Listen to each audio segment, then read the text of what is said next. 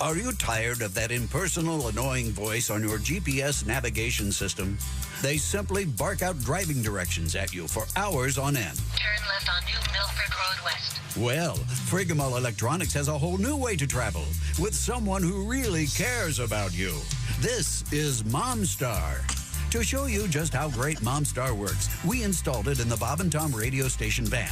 Let's listen in to see how they liked it. Okay. Hello, navigator. I need directions to the closest Starbucks. Starbucks? Sweetie, don't you think you've had enough caffeine today? You should get some rest.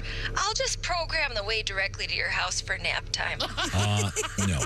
I have a million things to do. Fine, I can skip Starbucks. Program the route to the studio. I have a few songs I've got to finish working on. All work and no play makes Tommy a dull boy. You've been working so hard all week. How about a nice afternoon movie?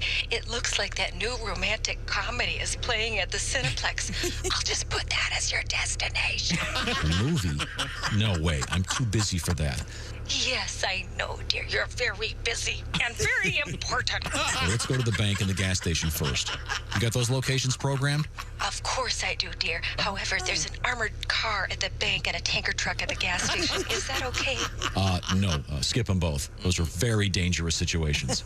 Listen, Tom, I'm going to take you on a little detour to Dr. Friedrich's office. He's a very good therapist, and I think he can help you. I don't need therapy. I need coffee. Now, just turn up left here. Dr. Friedrich's is on the I really left. don't think that... I said turn left! Yes, ma'am. No one knows you like your Mstar. Alrighty, navigator. Got a big afternoon planned.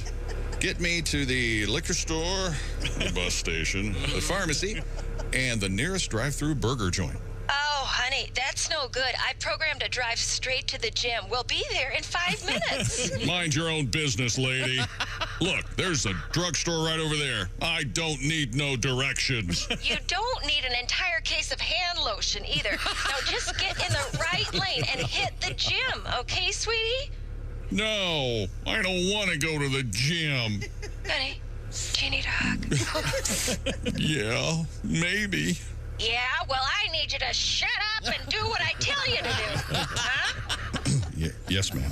The new Mstar navigation system from Frigamall Electronics. She'll tell you where to go, how to go, when to go, why to go. Don't you think this bit has gone on long enough? Just finish up and get back to work now. Yes, ma'am. Hey, good morning. Oh, hump day. Heffalumps and woozles. Is that right? Yeah. And also May 1st, rabbit, rabbit, rabbit. We say that every day, every first of the month to keep the evil spirits away. How's it working? It has not worked yet. We keep trying, though. It's the Bob and Tom Show. Christy at the news desk. Good morning. All bundled up. Yeah, I'm a little chilly. There's Pat Godwin. Hey, Chick. There's Josh Arnold. Chick, we say it to keep the evil spirits away, but just think, and if it's not working that well, just think if we never said it, Yeah, that's how bad true. it would be. You're right. So it's working. When you're right, you're right. It's just not a cure-all. There's Ace Cosby. I'm Sorry. Chick. Here's Tom. Speaking of bad, I'll take the blame for this. What happened, Tom? I was concerned about the odor issues in the building. Yeah. Particularly in certain rooms, smaller rooms. So I Did you purchased... do some damage? No. Did you do No. some work? No. I just had to let a little water pass. But I purchased... Personally, went to Target, one of my favorite places. Yes. And I purchased that linen scent Yes. Febreze. It's not allowed in my home. This is the second day we're going through this of how you saved the building But by he doesn't- buying air But fresheners. here's the now- problem. Now it sounds, I just went into the bathroom to pee, and I'm not sure who was in there prior to my arrival, but now it sounds like someone crapped the bed. In the You've got the whorehouse. lovely smell of linen and Yeah. some festering turd. Febreze is a great. Here's where I think Febreze is great. If you have, if you've cooked or something and you Sure. want that smell out of your house, you spray it, and like right before you leave, and then when Right. you get home, those smells are gone. Every smell is gone. Right. You know, That's they how have... I don't think it's meant like as a Lysol type. And they have it unscented. They don't... You don't have Oh, to I buy like it. the linen That just scent. neutralizes I the do? odor. Yeah, that's, right. Yeah, I'm just Yeah, I saying. like the linen smell too, You but can it's- only, it's too and I'm not much. blaming Febreze. It's a nice product. It's too much in a bathroom. It just... Yeah, It is it too does. It much. smells like Yeah. somebody Someone took crapped lovely the bed. linen sheets and took a dump in them. Yeah, exactly. And I'm not pointing any fingers. And once again, I'm not sure who was in that bathroom. You're maintaining that it wasn't. Well, not only today, it wasn't you. You never have gas in the hallway. You never go to the bathroom. I literally left. And when it does, I was gone for 90 seconds. Smells like roses. I watched you walk in there. It was a quick. I'm not. I'm not saying just now. I'm saying earlier you could have done it. Remember, none of us are here. We're all lazy pricks. No, You know that. if anybody, I got here at 4:00 this morning. There you go. If anybody had any defecant emissions 2 hours ago and it's still lingering, they need to go see a doctor. Doesn't that sound like an early version of defendant? Your Honor, the defecant. Well, in this case, will the defecant please rise? And actually, that phrase could be in one of the stories coming up about a new study of the toilet facilities in hospitals and bacteria. Is that right? Yeah, we'll get to that coming up today. Also, a bizarre story, once again involving AI. Oh, it's AI. Gee, how do you feel about AI? It's hard to tell. No, it's AI. No, it's great. It's going to be important. But does it have to be in every story? Hey, the beer was brewed with AI. How about Yes, my erection was created by AI. Cut out. Enough. I saw something yesterday. It was the AI created Simpsons in real life. It's on like Homer and Bart and Marge, and it looked pretty good. I mean, but it was actual people, not cartoon characters. Yeah. Oh, well, we do have, of course, AI in the news today. A bizarre gambling story, a rather important marijuana story coming out today. But it's, of course, mired in government red tape. Sure. If you're late for work today, it's not our fault. It may be because your iPhone alarm clock isn't working. This is a big alarming thing. story is what this is. That just magically started happening, right? Yeah. Oh, it's like this is Globe. it's global. Yeah, that's a thing. Not every iPhone, but apparently a lot of them. That's what makes it fun. It's not every one. You never know when it's going to happen or to who. But I guess if you're awake listening to us, you might want to look and see what time it is based on your personal schedule, because a lot of iPhone alarm clocks aren't going off. Huh. Unfortunately, mine has been going off. And that's why I'm so tired. Man, I always wake up before mine. So do I. Me too. Wouldn't that have been but what a great... See, here's your excuse. Walk into work and go, hey, Google it. The iPhone app is not working for some You're people. one of those people who have like 12 alarms at like 2 minutes after each other, right? I have it set so that if I can hit the snooze, but I rarely do. Yeah. Doesn't that wake your partner up No. if it keeps going off over? Oh, every once in a while. And I have some hearing issues because I've been wearing headphones for too long. Right.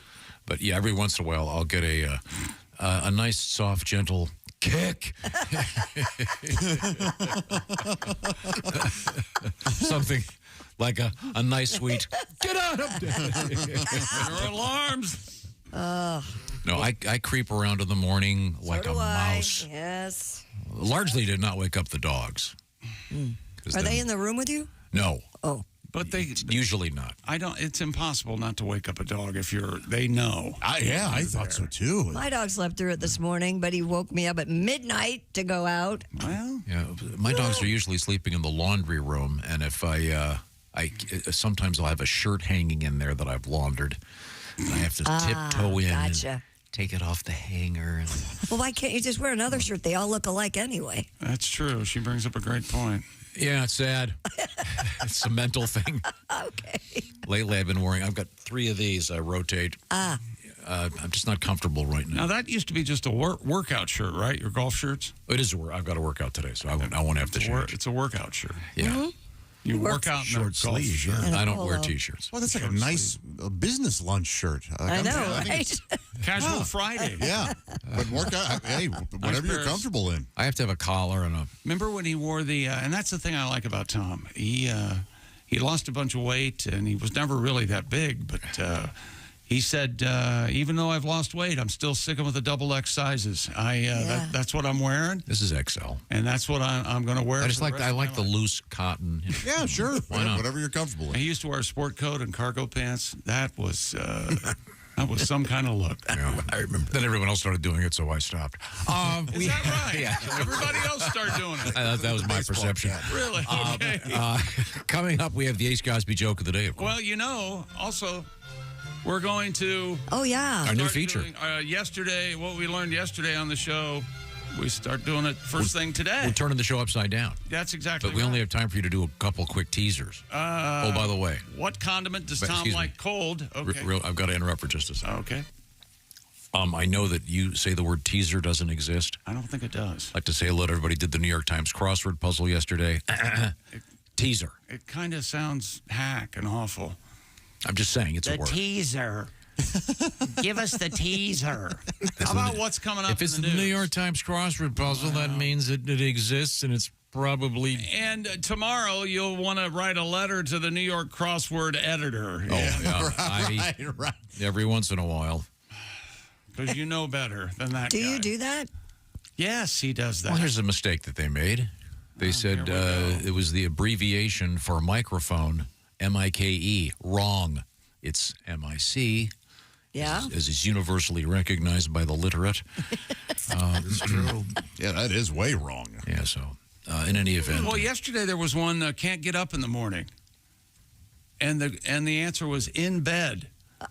When did they start using... Can't get up in the morning. Should be dead. Two words. Oh, they do that all the time. Oh, they say... Yeah, that's bull crap. They had one last week where every answer for one of the categories was 2-letter words, so it was like I did see that 12 letters, but that At was... least they let you know, though. They're having fun. In bed. Yeah, bed is not... Yeah. One word in crossword puzzles. That's it. Yeah. Well, no, that's how it works. No, but the only ones I'd ever look up are if it's a foreign word, I'm out. This is America, by God. I don't want to have what's in Egypt? How do they say French for hat? Yeah, no, not fair. I don't speak French. True. I'll tell you what. Cervantes. Coming up, we have what happened in yesterday's show. Is that That's correct? exactly right. What condiment does Tom like cold? We'll have the answer. Oh, yeah.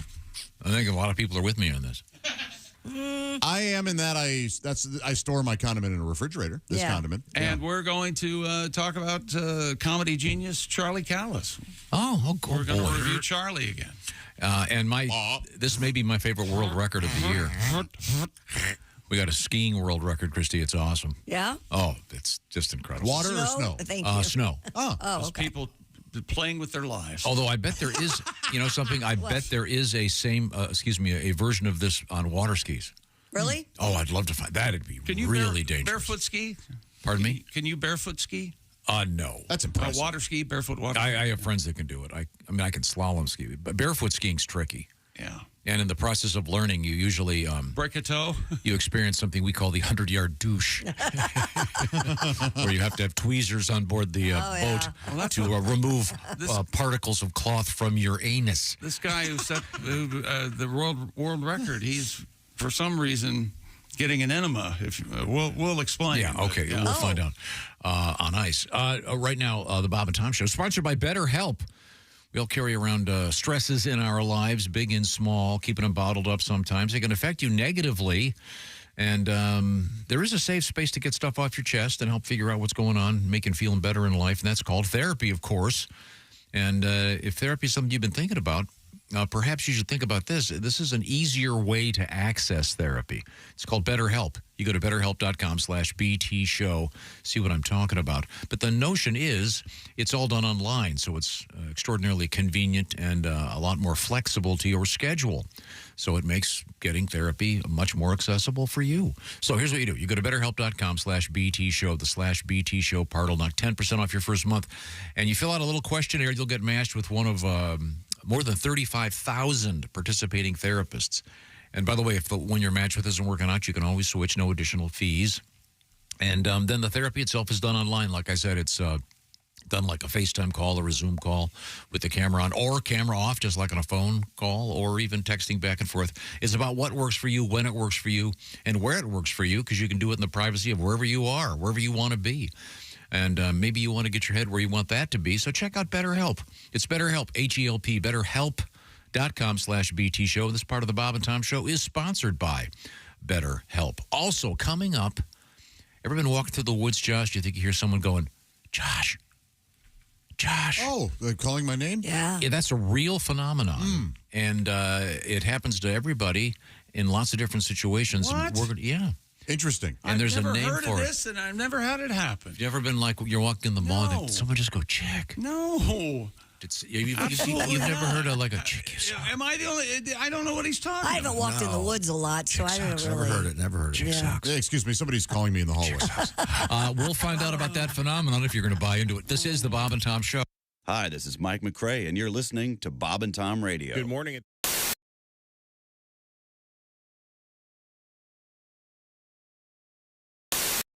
Point out, by the way, Tim is ghostly white, as if he's never seen the sun. Whoa. You two look like You two brothers. are in the same clear club. What are you talking about? Literally, you guys are Actually, You know what? I think related. there's a Kavanaugh in your wood pile. I think you're right. Oh, There one was. gen- no, my grandmother's a Kavanaugh. I Is that right? guarantee Yeah. these two are related. Yep. Guarantee it's scary. Tim looks more like my brother than I do, which is weird. Oh, yeah, absolutely. Okay, now, Tim, Brother, so a very handsome man. Oh, God. he is, fortunately.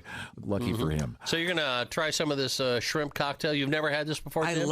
I love shrimp cocktail. You do? I love it. So Okay. like one of my favorite things. Where are you well, on? let's- Where are you on spicy things?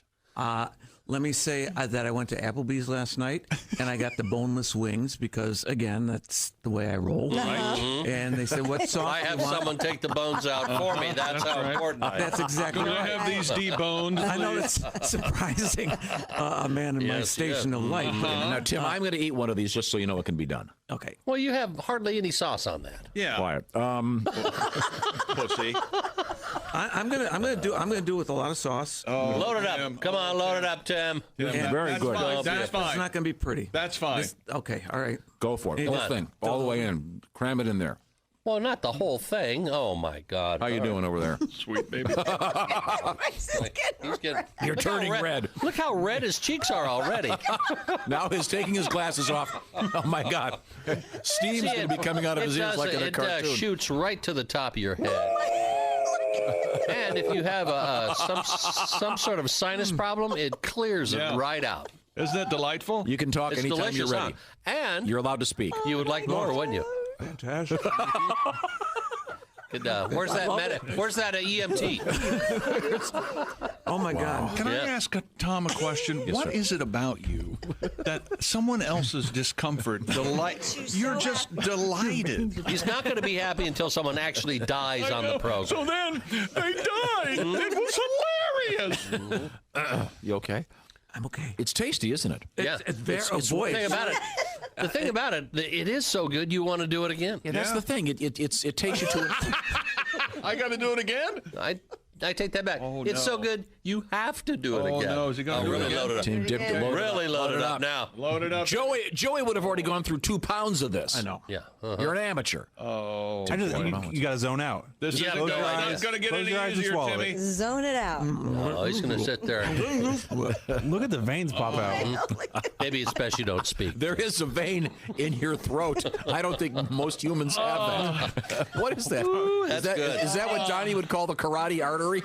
Yeah, and his face really does. You really get are turning red. Oh my Wow, gosh. that's I'm glad probably you're kinda not clear. Your healthy. eyes are watering.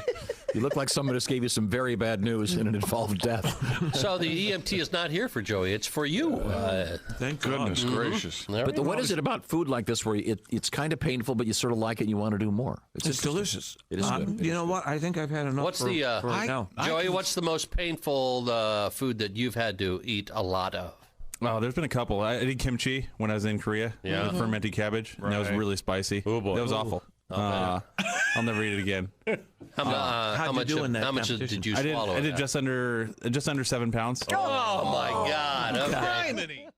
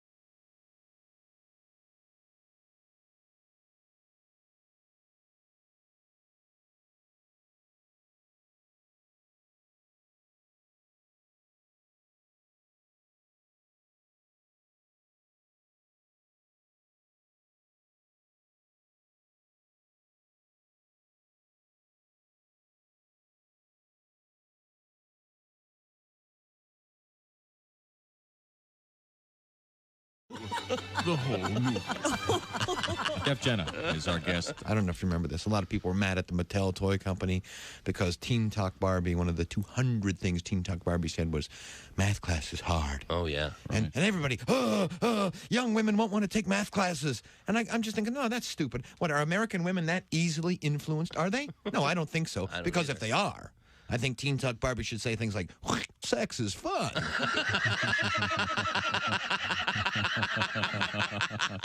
I work hard and give my husband my paycheck.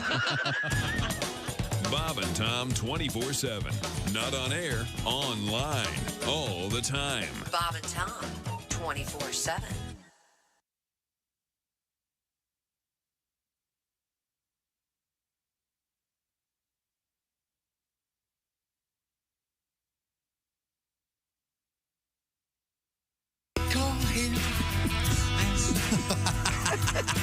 I don't know which is worse. He misses it or he hits it. It's both equally irritating. Hi, welcome back to the Bob and Tom Show. Rabbit, rabbit, rabbit. Let's see, what do we got for the rabbit? That's a big rabbit. Oh boy, yeah. Right? Yeah, now, before we review yesterday's show, which is our new, we're moving this feature, is that correct? It's moved now to things we learned yesterday. Because there was also a movement to move today in history to this segment. Yeah, that didn't end up working as well as this seems to. That didn't get traction. Okay, well, this for is some fun. reason, yeah. But this is kind of something we talked about yesterday, but I wanted to get to this letter from... the optics weren't very good on that. Yeah, we had to pivot. Yeah. You can't use pivot, optics, navigate, any of the hack. Oh, God. That's why we tried to do that. Okay. This is from Ron in LeClaire, Iowa. That means the Claire. Mm-hmm. What if there's a chocolate shop there called Chocolate LeClaire? LeClaire. There better be. No, LeClaire Eclair. Yeah. Eclair, I like that better. Oh. And it's named owned by Claire. Claire is Eclair LeClaire. Ron pays close attention. He was enjoying our cheese whiz discussion. Yeah. Mm-hmm. And he has turned it into a craft. Oh. With the little ladies. It's a whole different cheese. Craft cheese. Yeah. I'm Ed Hurley for Kraft. Oh. We take pretzel sticks and glue them together with Easy Cheese. Yeah. Okay. Now, is Easy Cheese the... That's the squirty That's cheese. the squirting one? Okay, because I use that with my dogs and the Kong balls. Right. I would never Don't eat you it. shoot some? Why not? I would never eat it. Oh, I'm sure it's... He said it. I'm sure it's made of... Isn't that made of the same stuff you use to caulk your bathtub? I can only imagine... How do you get this stuff in your mind? The dryer sheets are greasy. So you that's a can't fact. That is not a fact. Oh, I read there was a huge article in the Washington Post about that. You might as well just pour Wesson oil in your clothing. That's not true. I got into that argument yesterday. About Wesson oil? No, about I hate dryer sheets, and I use those dry, they're like tennis balls. You throw them in. And that doesn't work. Those works don't fine. work at all. No, it doesn't. It doesn't It work works at all. if you use 10 of them. It works great. 10? Tell that to the 4 socks on the back of your shirt. Tennis balls. And it doesn't soften your clothes. I don't know what it does. And how about the sound of your dryer with 10 tennis balls in it? What are you washing a boot? Clump, clump, clump, clump, clump. Okay, it says, once again, Ron, kind enough to write. Whatever, We Ron. take pretzel sticks, glue them together with Easy Cheese. We make little rafts with sails. We build little pretzel stick houses, but their favorite is when I take Easy Cheese, put it on the end of a pretzel stick, and make mustard cheese lollipops. Okay. Peace and love, Captain Ron. Thank you, Ron. What a cool idea. How about that? You can take the kids, have some fun. Yeah, that would be fun for little kids. Of course, you're filling them with preservatives, but yeah, that's okay. Of course. They're young, they can shake it off. Not me. Easy cheese is tasty. I'm sure it's tasty, Ace. So this heroin probably gives you a good kick, but eventually it takes you down. No, it's not a kick. No. Kind of mellows you out. Of a kick. Your heart just goes, I'm done. Okay. Well, thank you, Captain Ron. No, that was one of the things we discussed yesterday in the show. And this is now we're moving this feature to... Things we learned yesterday on the show. Tom likes ketchup cold. Ace likes it room temperature. And I don't use ketchup usually at public restaurants. And I've heard... Because, people have done all kinds of What do you discussion. think they're doing to the ketchup bottle? Oh, they're touching it. I've heard that this is very much a racial counterpart to this. What? What? What is it? African Americans have their condiments out more than whites do. Oh, really? I think I heard that. Yes. Ketchup and mustard, I do. Room temperature. Ketchup and mustard he leaves out. I don't do either. Do you do either? No, they're both in the fridge. I like them in the fridge. I like to put it on my burger cold. I have a couple Doesn't it black make your friends, burger and cold? they leave them out too. It's mayonnaise you leave out, of course. Everybody knows that. Well, sure. Now, Pat, you can't eat mayonnaise, can you? No. Why not? Can you eat? Do you eat what's it called, veganase or vaginase? No. They do have a. It's called veganase, and yeah, it's veganase. Wouldn't it be a hard G? No, that's not. It's not vaginase. It's not vaginase, and that stuff is. Now the it's taste. better than mayonnaise. It's really I'll good. try it. You need to hit some of that. Tangy. Wow, is there fish in our Well, it mayonnaise? depends on which. I was watching a they movie get it the other out night, and the Miracle Whip guy was in it. You remember that kind of? He had glasses, and he was sort of a schlubby. No. You remember this dude? The Zip of Miracle, yeah. And he showed up. I was like, that's the Miracle Whip guy. I despise Miracle Whip. Yeah, I'm not a fan What's the because difference? we grew up on it. There It is is tangier. Yeah, it is like a. Isn't it's that got the some- slogan, the tangy zip of Miracle Whip? Right. I don't. And it really is I tangier. think it's buffalo piss. I hate. I had so much as a kid, I can't do it anymore. Oh God. I didn't realize there's a racial component to it. I think there I know is. you always argue with me. There was a huge issue with in politics with menthol cigarettes, and that's just been dropped. Yeah, it has because we're in an election year. Yeah, but there's an absolute racial component to that marketing. Marketing-wise, yeah. No, Who knows what the truth is as far as 70% of 70%. African Americans smoke menthol cigarettes if they smoke. It's a stone cold fact. No, it is. Ace, you can question him at any time if you'd like. I'm just to check the I'm just stats. laughing at him. Okay, sorry. I know people don't want to hear the truth, but we in one of my media classes, we talked about that whole thing. There's a famous the marketing too. There's a famous marketing thing of they were going to do. I thought that was malt liquor. No, there's. I thought it was that Billy was, D. That's we also talked about true. that too, but yeah. Billy D. Williams. Look and where Colt 45. look where the billboards go up. There's a famous marketing story. It was a cigarette they were going to release called Uptown, and the pack opened on the bottom, and a bunch of other sort of. I know you don't want to hear it, but it's the truth. Google it, listen, read the facts, and then ignore them like most people do. If only there were a place to actually read the facts. Yeah, where would that be? I'd love to get an unbiased fact. Mad Magazine. Sometime in Mad Magazine 1968. Yes. I'm not kidding. Walter Cronkite's gone. We don't have anybody like I'm that not so anymore. sure Walter had all the facts either. We don't need his commie viewpoints anymore anyway. Well, I think he was a closet communist. I doubt. No, he was not. He was fine. I'm just being silly. Could we go back to yesterday's show? What happened? Better red than dead. That's the way it is. Hey, that's a pretty good, that's a pretty good Cronkite. Cronkite spent a lot more time in dangerous missions than Lyndon Johnson. And put it didn't that way. he at his last? That's the way it was. That's the way it is. No, but his last broadcast. Didn't someone here pee next to him? Yes. Oh God. True story. Thanks, Pat. Was that you, right? Thanks a lot. No. It was my. His friend says this happened, which it could have easily. My friend John attended Brown University in Providence, Rhode Island, and at graduation, Cronkite's daughter was in his class, and he was eating at a restaurant, and on graduation week, and there was Walter Cronkite and his daughter. Wait a minute, Walterette. That's the way I was. Walter's daughter, and then so he goes in the bathroom, and it's a double pisser, and. He's taking his leak, and all of a sudden he looks to his left, and there's Mr. Cronkite. So when he's done, he goes, and that's the way I piss, and gives the date and walks out. It's classic. No way he did that. There's no way he and did. gives the date and walks out. Okay, fine. And the stuff you believe from people. Is Even if he didn't do it, what a great story, huh? Yeah. Don't take the piss out of my story. Now you've got Pat. When Pat lies, if it's during a story, it doesn't count because he says it makes the story better. Hey, look, if Pat doesn't lie, he's not getting those new tires. Okay, let's go. I'm an Irish storyteller. We exaggerate. We don't I didn't lie. know you were Irish. Yeah. That's interesting. I'll tell you all about it later. All right. Back to this. We're still doing yesterday's show?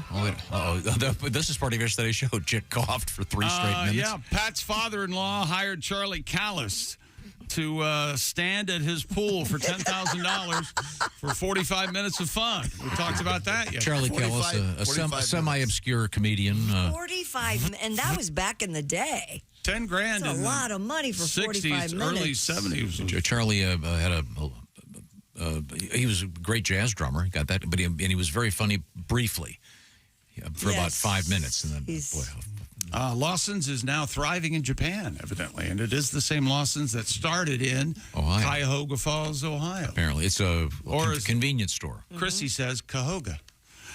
I was in a dunk tank for 7 hours. I'm incredibly sore. Not yesterday. Week. No, but I talked about it. Someone couldn't come up with a word. We call that Tom speak here on the show. They shared their, they couldn't remember what a menu, they couldn't remember the word. So instead of menu, they used, may I see the food yearbook. Man, we've had some good ones. I love the food yearbook. And remember the wind chimes from last week? Oh, loved it. Oh, the outdoor piano? Air piano. Air piano. That's a great one. Also yesterday, they couldn't remember exfoliating cloth. They said skin sandpaper. Yeah, that's very good. We should start compiling these. Could you save those and we'll get a list going? Absolutely, Tom. I do only want a hint of lime in my guac. You can ruin a good guac with too much lime. I don't Here. I want it like a good referee. It's there, but I don't notice it. Yes, exactly. And Michael Gallup yesterday signed with the Raiders. Amazing. And hang on to that sound effect in case he does anything during the season. Ace is very excited. And the Kentucky Derby is this weekend. That's right. Tom did not care for the movie Argyle, and I watched this yesterday. You did? Yes, and it's not nearly as bad as you guys say it is. It's awful. No, you watched the whole thing? Yeah. And it was kind of, you got it entertaining? I kind of like Bryce Dallas Howard now that she's, I love her. Finally got a shape to her. I like her. I think she's a good actress. I like the first half. Boy, that second half, I was out. They have, Stupid. it's almost too many twists and turns. It kind of reminded me a little bit of Knives Out. It was, you're going to try to figure this out? I don't think so. Yeah. It's excessively Bryan Cranston's boring. in it? Come on. There's a Do lot you of great recommend people it? in it. I think you would enjoy it, Josh. Oh, really? I think you would. I would not recommend it, and if you see it, you're wasting your time. Was the cat in the bag cute?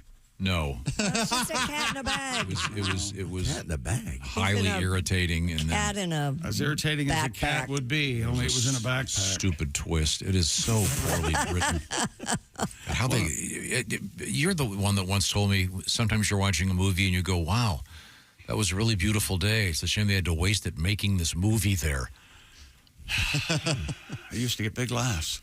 Kostaki went to the NFL draft wearing his Falcons jersey, and he was questioned why the Falcons traded or drafted Michael Penix after they signed up Kirk Cousins for $1 bazillion. The NFL, so those people who know the NFL are calling the Falcons draft one of the worst in history. Yeah, and then he also said that he loved being there, and he loves it. They released the numbers last night.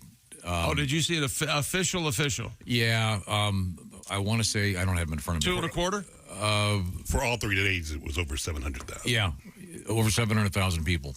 And then physically present in Detroit, plus the viewing numbers on TV were huge. 12.1 million. But Kostaki also said that the draft next year is in Green Bay. And Kostaki, I said, are you going to go? And he goes, yeah, but he tried to book his normal hotel where he stays when he's working there. Mm-hmm. And what did he say, $1,200 a night?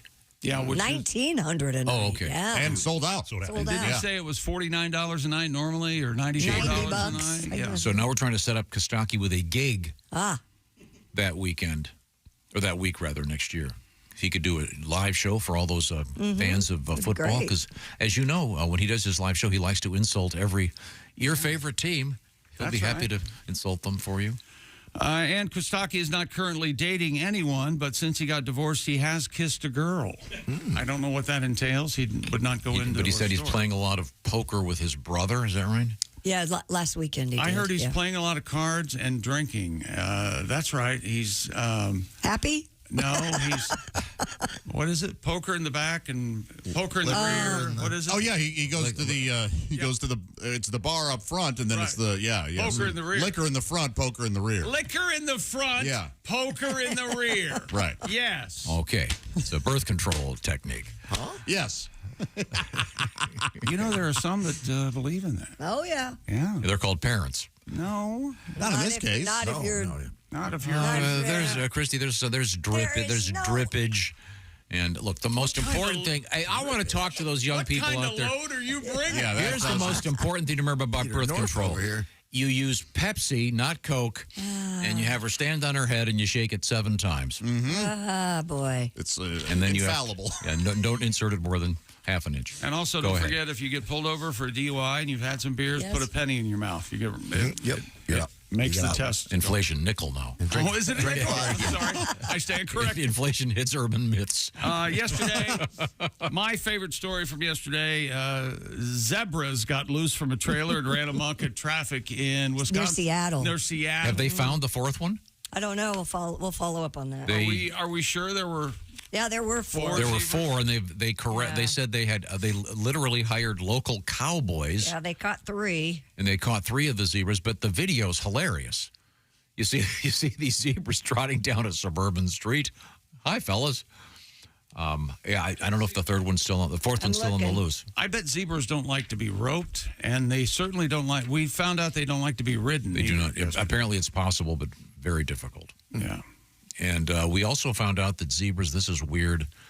They think some biologists and animal people think that the stripes are there to blend in with the rest of the herd, so they don't stand out to predators. Well, the one I read said it was because it keeps flies off them, which is weird. Yeah, I'm not kidding.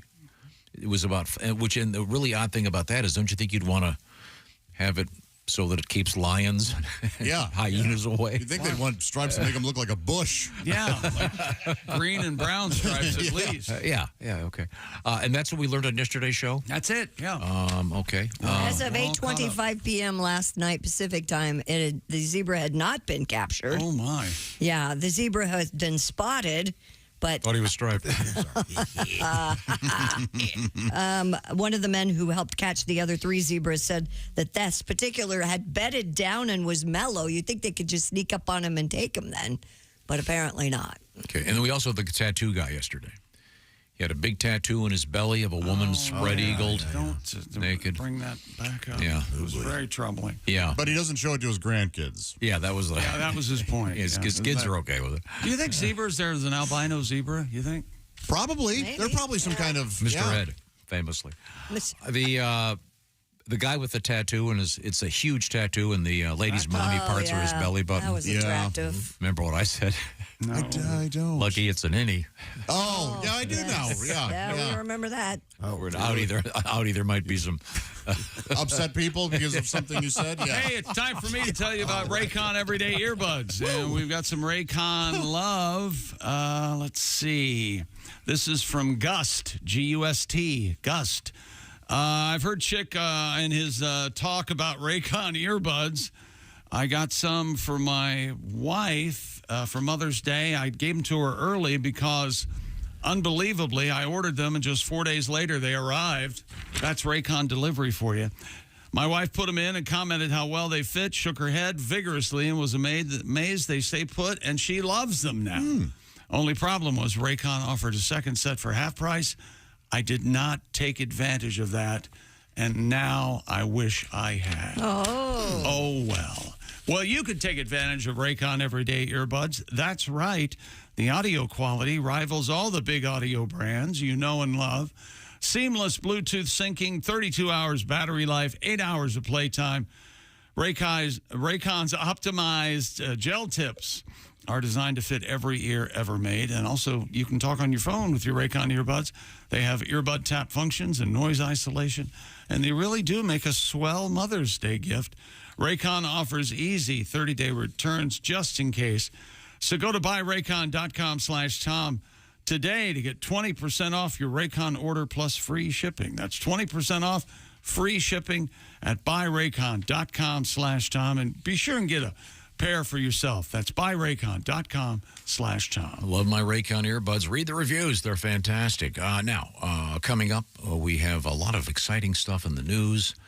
Christy, can you just give me one teaser? Yeah, if your alarm didn't go off this morning, it might not be because you didn't set it. It might be because your app's not working on your phone, and there's a lonely guy in Texas looking for love. All right, we'll hear about that. Who isn't? This is the Bob and Tom Show. Become a Bob and Tom VIP and get your Bob and Tom fix.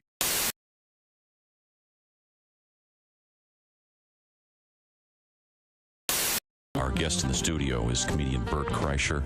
And Bert is a veteran of the world of the party. He was voted the #1 party animal in the country by Rolling Stone magazine. Quite an honor. Many years ago. Honor. Mm-hmm. And you carry the mantle to this day. Yeah. You're now I guess you'd be the, party animal ex officio with the, what is the party title? animal cum laude? Guru, maybe? Mm-hmm. Guru to young boys, Could probably. be guru. Yeah. You'd be good. Maybe not. No, you said you have 2 young daughters. Yeah, which is pointless because I have no advice for little girls. Do you have advice for young men? I have tons of advice for young men. Are you kidding me? Yeah. Is this college-age men going to... Well, it's like you have sons, right? Oh, yeah. Yeah, and you know all the things. Do you have any girls? Yes. Oh, see, and you got nothing to tell a little girl. Well, so far they're in charge. They know what's going on. So. Yeah. I said, I remember the first night we got my daughter, or not got her, but had her, or whatever. I know. Right. And she was crying real bad, and the nurse was like, the nurse comes in, and she's, wrapped up like a joint in a box. I guess that's what they. And the nurse comes in, and that's what I thought it was. You are a party animal. She was like, let's. What have you done? I was like, nothing. Mm-hmm. She goes, what are you gonna do? I was like, I put a towel over her face and cut the oxygen in half. I don't know, nothing.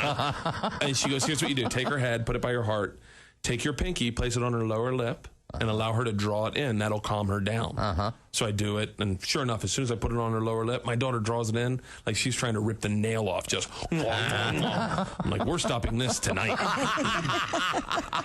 Yeah. I'm not raising a daughter where that is her coping mechanism. That's a good point. She gets a little spook, just, no, thank you. But I was massively unprepared for girls. I just didn't know. I never even listened to women. The only advice I got, and this for boys, you ever get into a fight with a girl? This works every time. I did this with my wife. 12 words. You are right. I am wrong. I love you, honey. You win. And you squash it. Really? You take her in your arms, you carry her into the bedroom, and you cuddle like a team, like a coalition. Scratch her back and let her go to sleep together, happy. She won. And that night while she's sleeping, cut her hair. Not a lot, just a little bit, so you know you won. Great advice for a boy, unapplicable for a girl. Bert Kreischer's our guest. I'm glad we have this on tape because you're going to be dead very soon, I think. We can use that as evidence, I think. Yeah, you're going to be wheeled out of your own home in a gurney. Yeah, I have no idea. It's forever, right? What am I counting the days for? You think guys doing life in prison count the days? I don't think so. You do your time, I'll do mine. Oh, no, I got out. You got out? I escaped. Hi, it's Josh Arnold from the Bob and Tom Show. Miss some of the show? Become a Bob and Tom VIP and subscribe to the audio and video podcasts. The Bob and Tom Show, on air, on app, and on demand.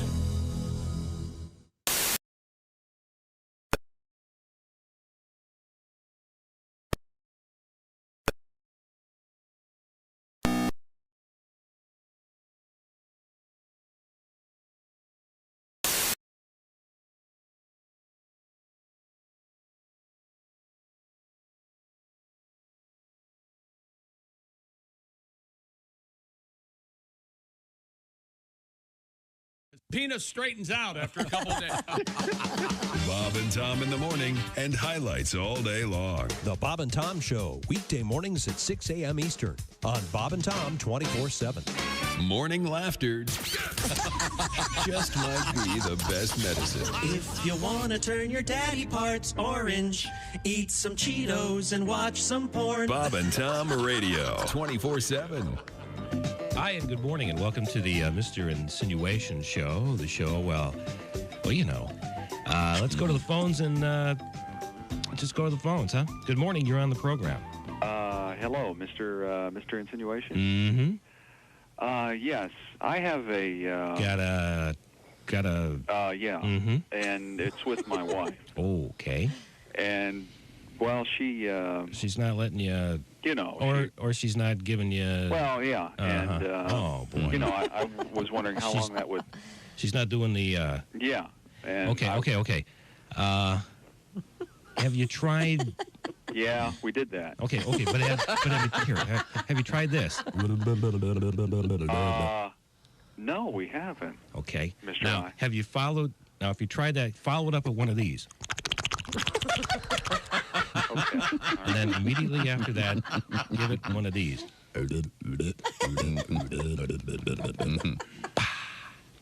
Okay. Don't forget that.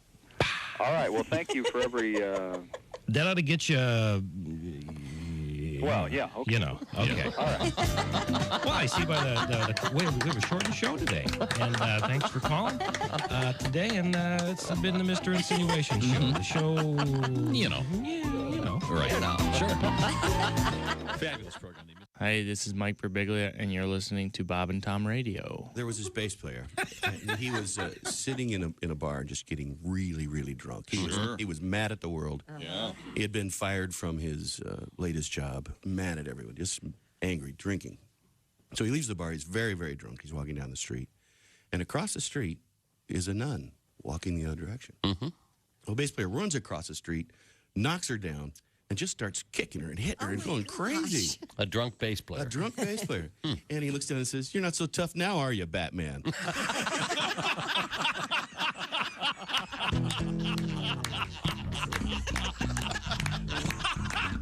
is why we get mail. That's it for our show. Based on. And Jesus said, "Take this bread and eat it. It is my body." And the disciples said, "Jesus, we're all on low carb diet. We appreciate you dying for our sins, but we're all trying to slim down a little. We want to look good in the painting." Essential Morning Radio.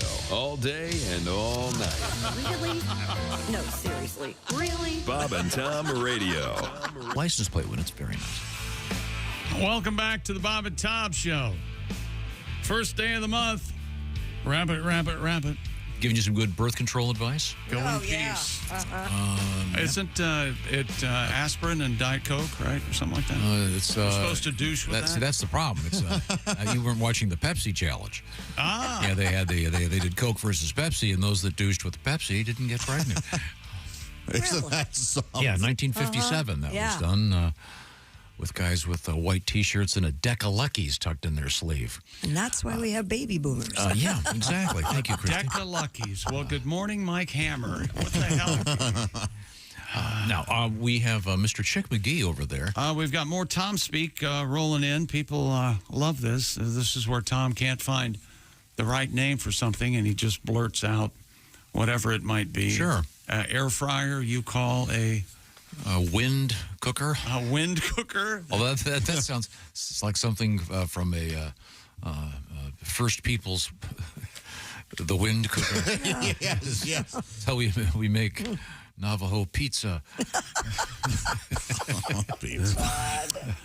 My wife and I were watching a show that had several famous actors in it. She couldn't think of the word famous. So she said, "My goodness, this show has a lot of name brand people in it." Brilliant. That's great. That's good, yeah. Love the show. Been listening for 20 years. Much like the crappy movie Argyle. Name brand. It was okay. I can't believe you have standards that low. I somewhat enjoyed it. Really? Yeah. There's a couple of, but you love Sam Rockwell and you love Bryce Dallas Howard, and some of it's presented in a way that it's almost a fantasy. I think a lot of it's in her mind too. So when they're spinning around shooting in the hallway, oh yeah, that's so ridiculous. Yeah, I don't think that happened. If I hadn't been in a movie theater with one of my little girls, I would have immediately. If it was on TV, I would have immediately turned it off. I would have done anything. I think I'll go fix the lawnmower. Anything would be more it wasn't that exciting. bad, but it No, it was terrible. There's if you find yourself liking it, you better get new standards. There's liberal use of bulletproof vests. I didn't care for that either. So, but what's it on? Apple Plus? Oh, I think I watched it. I suffered through it in the theater. Mm-hmm. Do you? So did I with my girls. Do you have Apple Plus? I don't. Oh, don't get it to see that turd. I'm sure things will pick up for you. I found it. I had it for I did the free trial. Really? And I went, I can't. There's a cool. It's hard to navigate. You might like the film noir-esque movie called Sugar. Yeah. Or Is that you a could get series or a movie? It's a series. This a heads up for you. You should get not the a week, really. Criterion Channel. They've got the original film noirs on there. I love those. Pretty good. Criterion. It's great. So how many channels do we have options on now? All of them. Yeah, I mean, it's really, really amazing. What's the dumbest name? Criterion's pretty dumb. Ooh, there's some good ones out there. What do you mean? Remember, there was one called Versus? Was Right? it? Yeah. I think that came and went, didn't it? I don't think it's out there anymore. I don't think. Hulu's pretty silly, but I mean, Tubi, Freebie, they all have silly names, but Crackle. Freebie. I don't think Freebie. I don't think Crackle's out there anymore. Is it gone? I Get your think so. BritBox. What? I like BritBox. Oh, BritBox is a good name. I like that. Oh, a fellow Anglophiles. I'm watching Trigger Point with the wonderful Vicky. The wonderful Vicky McClure's in it. So you might like Anal File, John. Anal File? Yeah, that's good. All the movies are 8 minutes or less. Yeah, they get right to it. Yeah, boy, they just why right is to the that?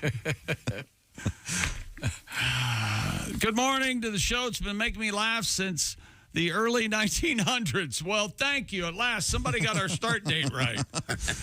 North Carolina cicada report. Oh. I heard cicadas here this afternoon. Oh, they're creeping upward. Really? And then he goes, ... That's it. That's the email. Not as exciting as the bald eagle report, even though we have a flourishing population of bald eagles. You all have a great day. Josh in North Carolina listening through the app. P.S. Pat is killing it with songs this year. All right. Well, that is Pat. awful sweet. Keep it up. Oh, you want to do one right now? Written by a family member, probably. I dare you to do a song right now. What would you like? Well, my girlfriend's out of town. Can I do one that would normally piss her off? Sure. Heck yeah. Okay. Here we go. It's called Girlfriends. You're talking tennis. You're talking work. You're telling me that your ex is a jerk. You're taking yoga. You're taking hikes. Your Facebook post got 100 likes. Your kid's in college. It's going well. I'm not paying attention. But you can't tell. You started talking when I walked through the door. But don't tell me that's what your girlfriends are for. That's what your girlfriends are for.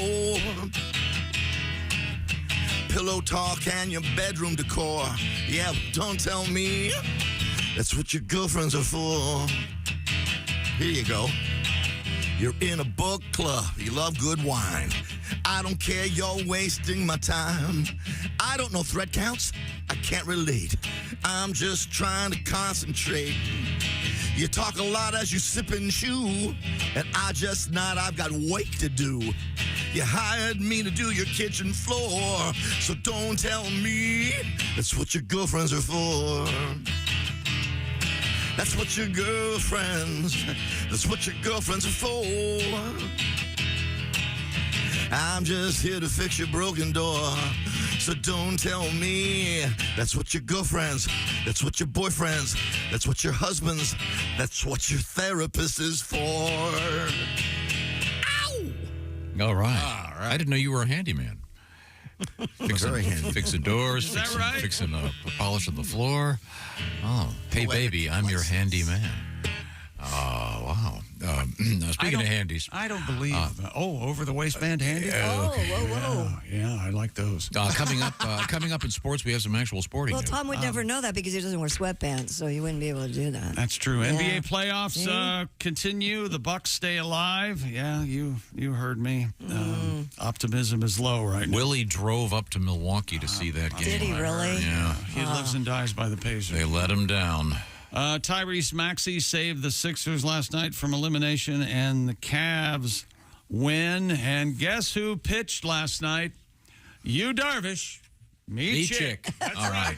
This is the Bob and Tom Show. This is the Bob and Tom Show. Text us at 888-262-8661. More Bob.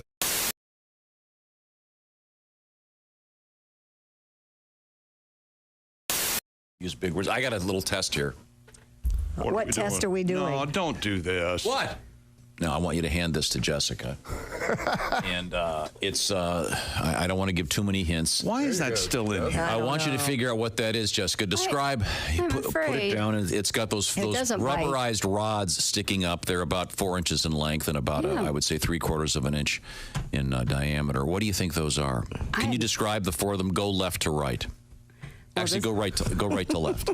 Just describe. Well, they're limper to stiffer. The left little rod is very wiggly. Yes, very squishy. And number 2 gets a little bit firmer. Yeah. Still wiggly. Number 3. Again, a little bit more firm. Is that how you normally pull it back and flick it when you're okay? Flicker. Then what's the last one? The last one is just straight up hard. Flick it with your finger. Ow. Not moving around at all. What do you think that is? I'm starting to think this represents a penis. You're correct. Yeah. 4 of them. The revolution. That's if you're going to a doctor and you're looking for an erectile dysfunction drug. Yeah. That's what you use to describe the level of flaccidity, if you will, that you currently have. If you're going to use big words, I don't think you need to go if you're at 4. No. Mm-hmm. Gonna take that out of your mouth and put it down. Oh my God! I just like playing with number 1. It's all wiggly and squishy. Jessica? Yes. I'll take 10% if I testify for you. How's that? It's sort of like a dildo buffet.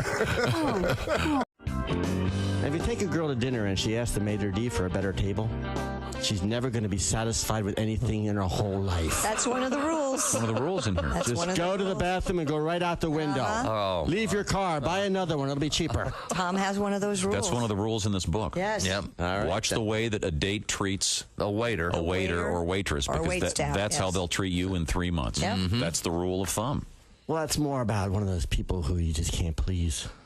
Okay, you have a song about that? I have a little song about that. All right. Go ahead. Took her to Hawaii. The waterfalls made my hair frizzy. Went to Vegas too. The lights gave me a migraine. Then we went to Paris. I didn't like the fries. No one ruins love like you. Took her off to Rome. There were too many Italians. Had the finest pasta. I don't eat carbs. Saw the Sistine Chapel. That made my neck hurt. No one ruins love like you. The beaches of Tahiti. There was nowhere to pee-pee. Full moon up above. That was kind of creepy. The finest hotel. I thought it was seedy. We made passionate love. I couldn't see the TV. The pyramids of Egypt. That made my skin dry. The Taj Mahal, too. That was too drafty. The Leaning Tower of Pisa. I would sue the contractor. No one ruins love like you.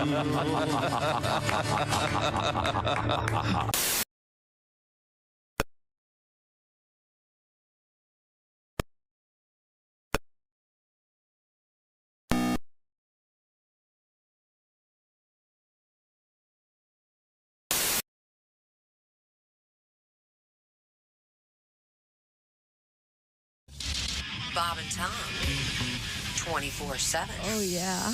Yeah. You just ruined it. We have a guy that is, I mentioned earlier, internationally famous for a little something. It's the only talk show devoted to the artistry of the bass guitar.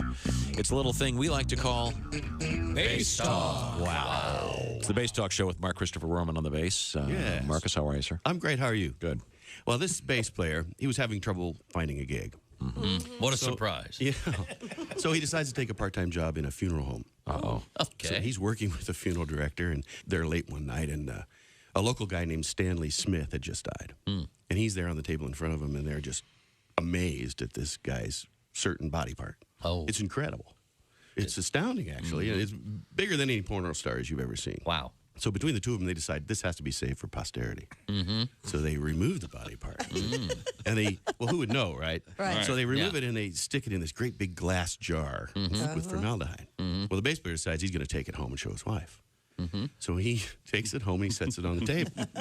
He says, honey, come in here. You got to see this thing that I just brought back from the funeral home. Yeah. So she comes in and she takes one look at the jar and she goes, oh, my gosh. Stanley Smith is dead?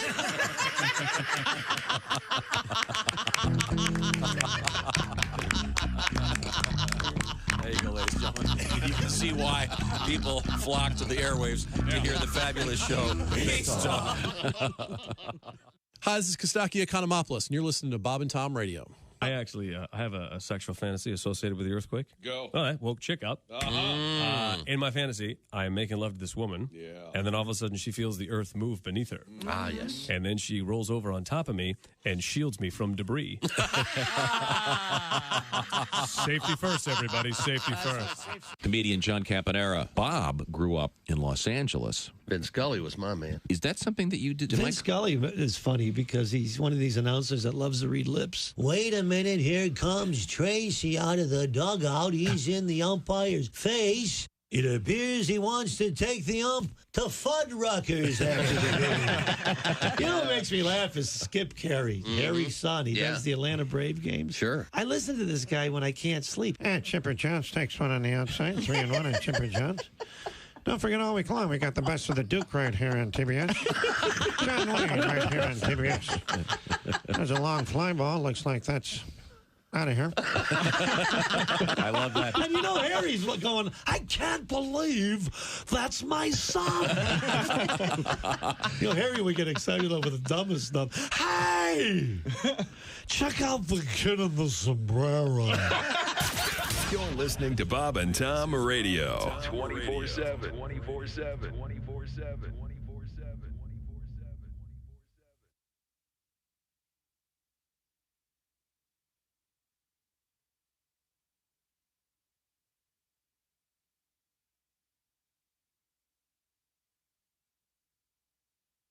Today. Hey, welcome back to the Bob and Tom Show. At the news desk, it's Christy Lee. Hey. There's Pat Godwin in the performance room. Hello. Pat just did a song.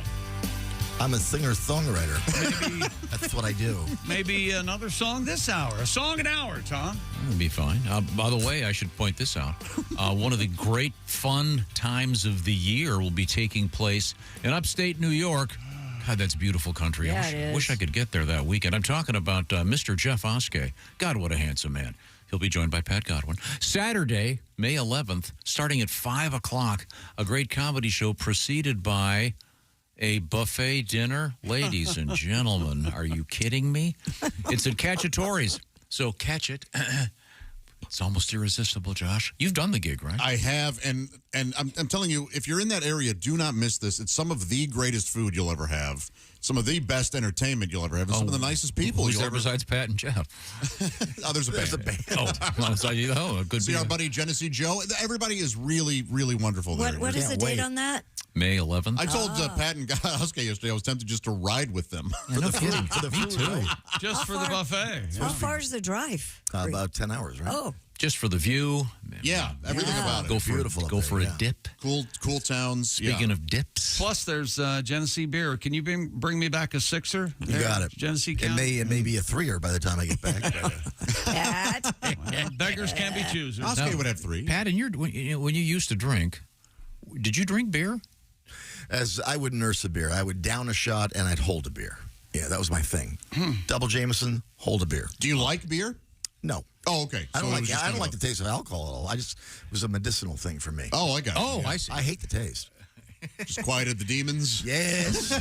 Maybe you should have Stop the merry-go-round.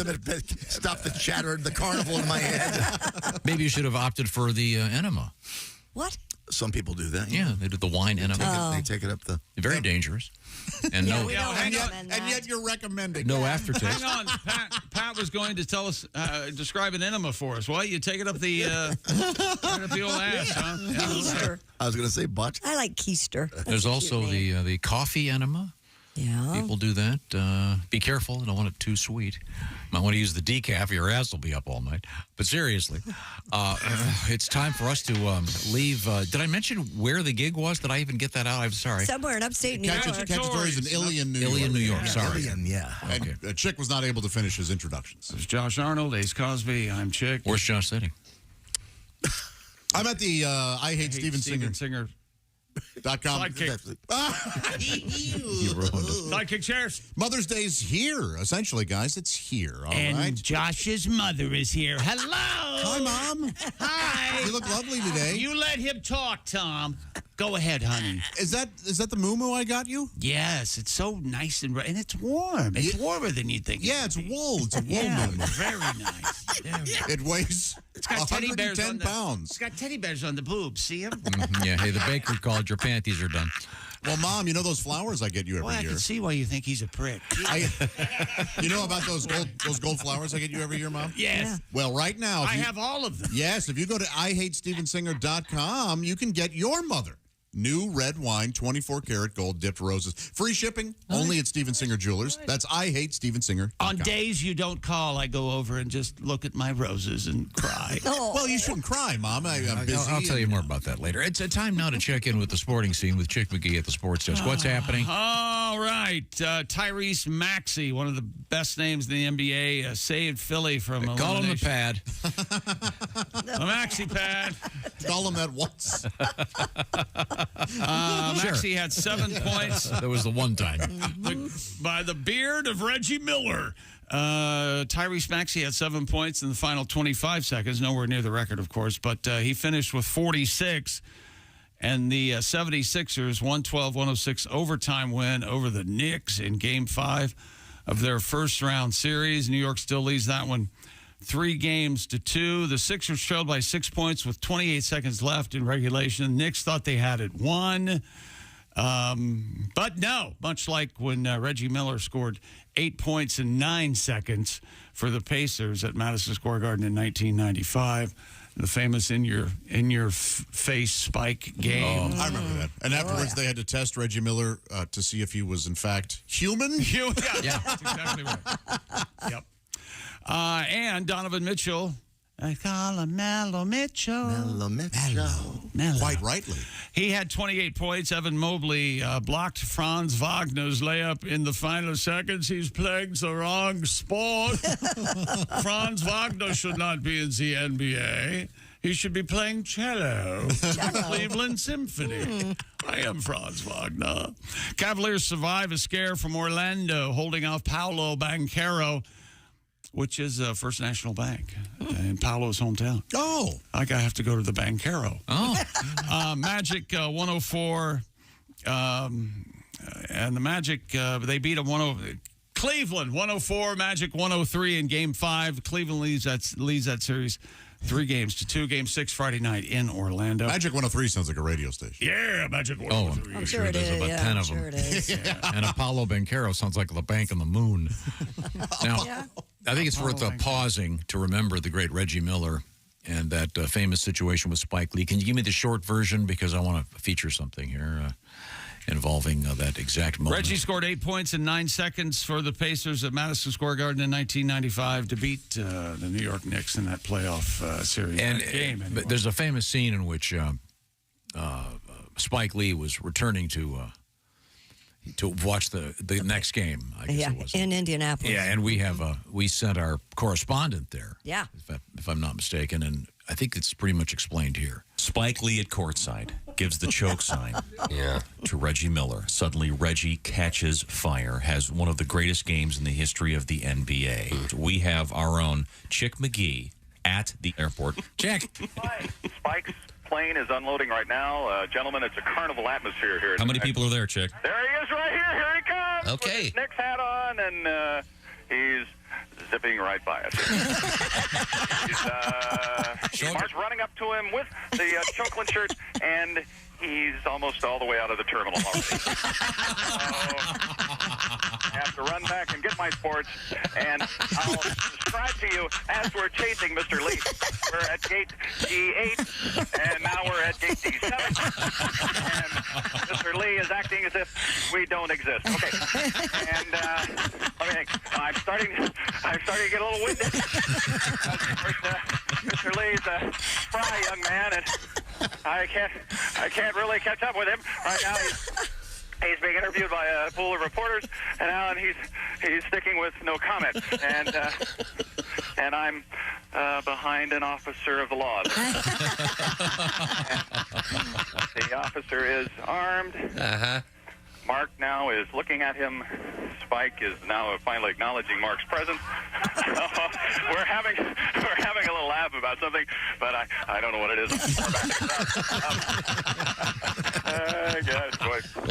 I tell you what. I can hear big laughs there. Oh yeah, I have no idea what it's about. We're covering this like cheese on a pizza. We're all over this. We are. Mark's up there right with him with the camera. Thank God. And I'm about 4 deep behind 3 police officers. And now he's trying to go get his bags. And I ran into the pillar. Well, see, that's the chance you take being a reporter here live on the scene. There you go. Just going back a few years to a classic moment. Oh, you're so good, Chick. Mr. Spike Lee. Very funny. Very funny.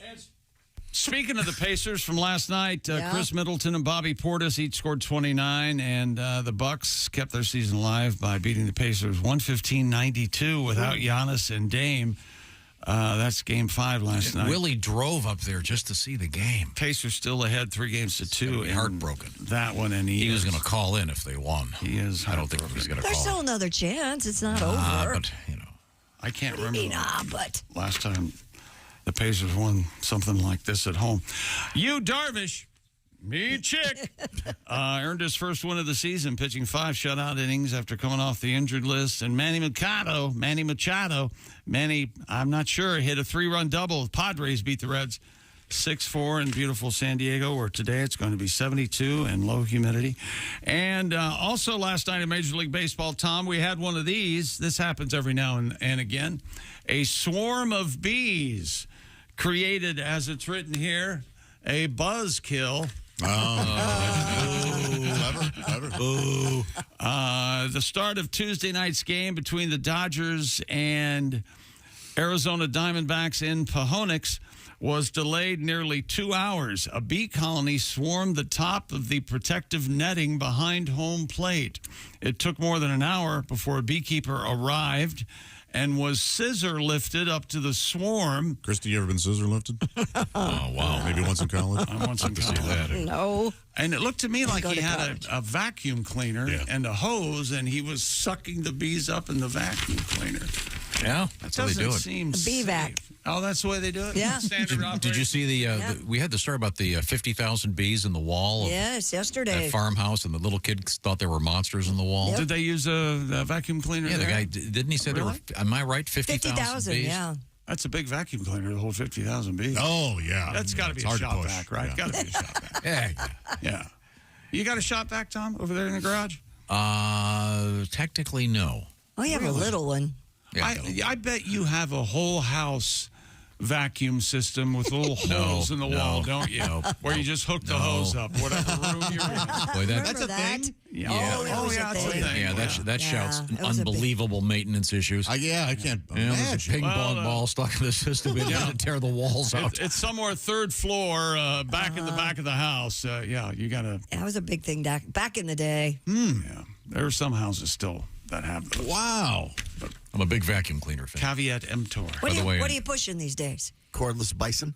Bison? Dyson? Tyson. I've got a couple of those handhelds. I love those things. Black & Decker? I went to a vacuum shop to get my vacuum. I'm very really? serious about it. I said, give me what a high school janitor would use. And he goes, you want this? And it's this lime green 80-pound. Yeah, I got that And thing. it could vacuum grass off of my lawn. It's the Kirby, right? I don't remember the brand. It's so fantastic. I did the same thing. I forget what it's called, but it's serious business. Yeah, it's so awesome. I think Kirby, you can buy new motors for them and everything. They're crazy. Starting to think those Dysons are all smoke and mirrors. Were Kirby, was that the one that went door to door there for a while? I do not know. Yeah, the Kirby guy, the Kirby man or whatever. I did that for a day. Did you really? You were a Kirby salesman? One day, yeah. Oh, Did you take your guitar? No, I didn't play yet. Did you have to lug around a vacuum sample? Yeah, for one day. And like a handful of dirt and go, look, man. The whole thing. There were classes, and I went one day. I said, Did you sell any? No. There's a famous television show where the guy goes to the door, and the the way the thing works, you're supposed to have a cup of dirt and you dump it on the floor, then vacuum it up, and he goes and dumps it. And they don't have electricity.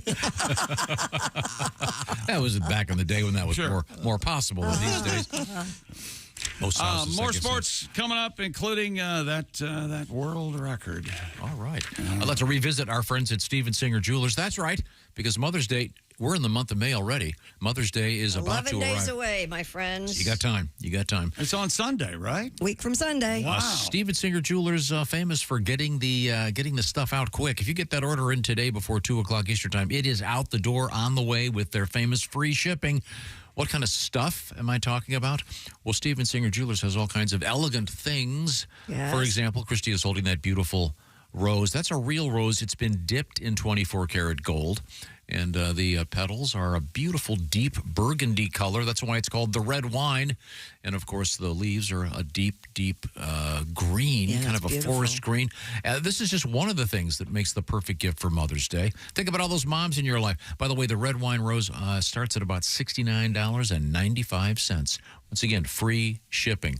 Plus, of course, the Steven Singer lifetime guarantee. Steven also has beautiful bracelets. For example, Christy has on her At Last bracelet, the actually. At Last bracelet. And then we have lots of earrings and other cool stuff. I have some new hoops that I love. Objects to art. IHateStevenSinger.com is the place to go. Once again, IHateStevenSinger.com. Free shipping, of course. Get that order in today, and you'll have plenty of time to get ready for Mother's Day. Coming up, we have your iPhone alarm clock may not have gone off, so you may not even be hearing me warning you about it. Also, we have a guy in Texas looking for love. Mm-hmm. And also, we have a very drunk driver. Everybody's okay, but you'll find out what happened. This is the Bob and Tom Show. Bob and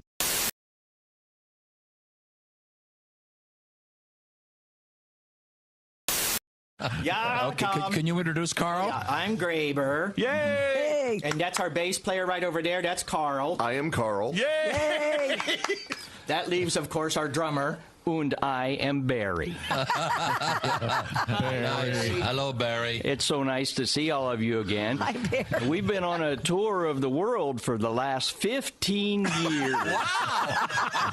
Well, that would explain. Now, how far have you gotten? Well, we hit Lancaster, we hit Ocean. Did you get That was Shawana? 98, Intercourse? Right? And let's see, then in 99, we took, must have been over I the see. Greenville High. It's the electric Amish, and Then in 2000. Okay, All right. we don't need the whole world. we have a limited amount of time here. No. You asked. Don't leave anything out. So, fellas, I know you've got a couple tunes for us. As a matter of fact, we've been hearing rumors. I don't know if you guys have heard about this. We heard rumors that your own Christy Lee is dating an Amish fella. That's That's correct. a That's rumor. correct. That is true. She spends weekends churning butter and putting up barns. Yep. Yeah, that's what we're hearing. We've heard a lot of people bragging about dating Christy, but it turns out this one's actually true. He used to live up around us, and we heard the rumors, found out it's true, so we wrote a little song about the situation. Oh boy. With Brother Daniel. Love to hear this. People. Are you ready? All set, Graber. 1, 2, 3, 4.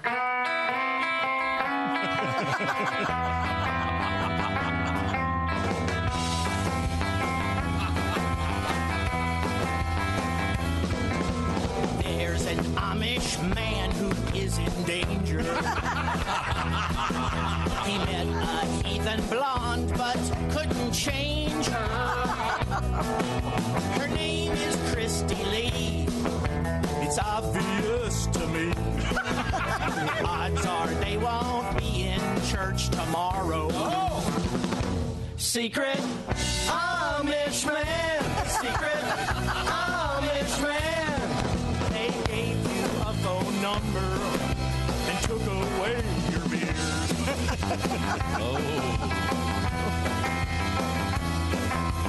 We all told him don't date fancy ladies. You're asking for a one-way trip to Hades. But she must have begged him, please. Probably got down on her knees. And odds are neither one of them were praying. Secret Amish man. Secret Amish man. He's plugging in his tool now and stop doing things by hand.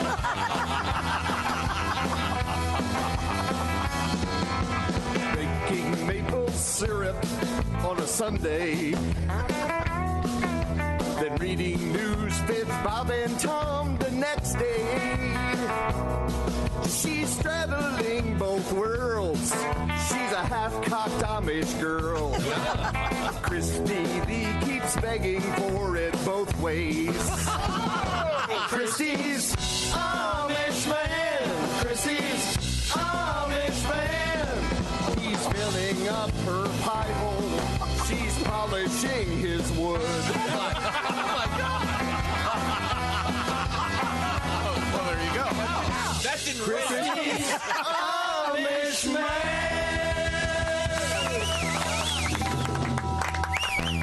Wow. I think I'm flattered. Sure, you should. You know, Yeah. that last phrase didn't rhyme. I don't know if you guys... it was really nice. Ooh, hope he's listening. Well, he's probably polishing his wood. Probably building a barn. They're a lot better than I remember. The Electric Amish.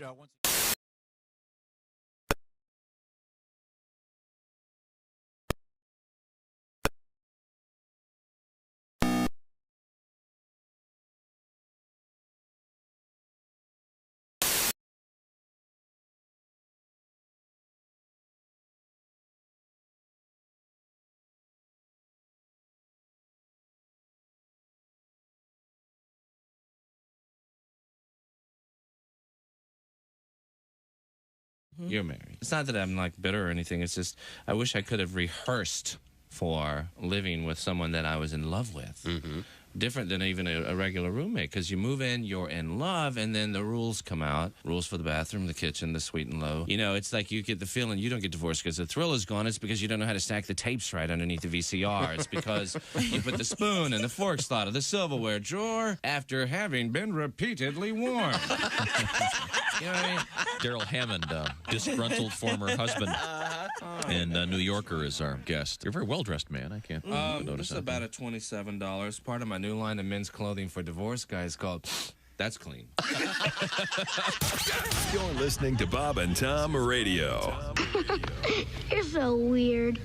You have no idea. Essential Morning Radio. This is Bob and Tom Radio. 24/7. 24/7. Hey, welcome back to the Bob and Tom Show. Hello, hello, hello. That's right. It's May 1st already. Holy cow. And we got to celebrate something I was not aware of. Oh. What? What do you got? I'd like a prediction. Yes? I will not pronounce several things correctly in this next few minutes. Okay. Fair enough. All right. This comes to us from Corey. Thank you, Corey. Good evening, Christy and gentlemen. Now, the good evening is interesting, but you'll see why in a second. Wishing you all a good month of May and incoming summer from winterless Marshall Islands. Oh. Celebrating our 45th Constitution Day, May 1st. How about that? Well, cool. The Marshall Islands.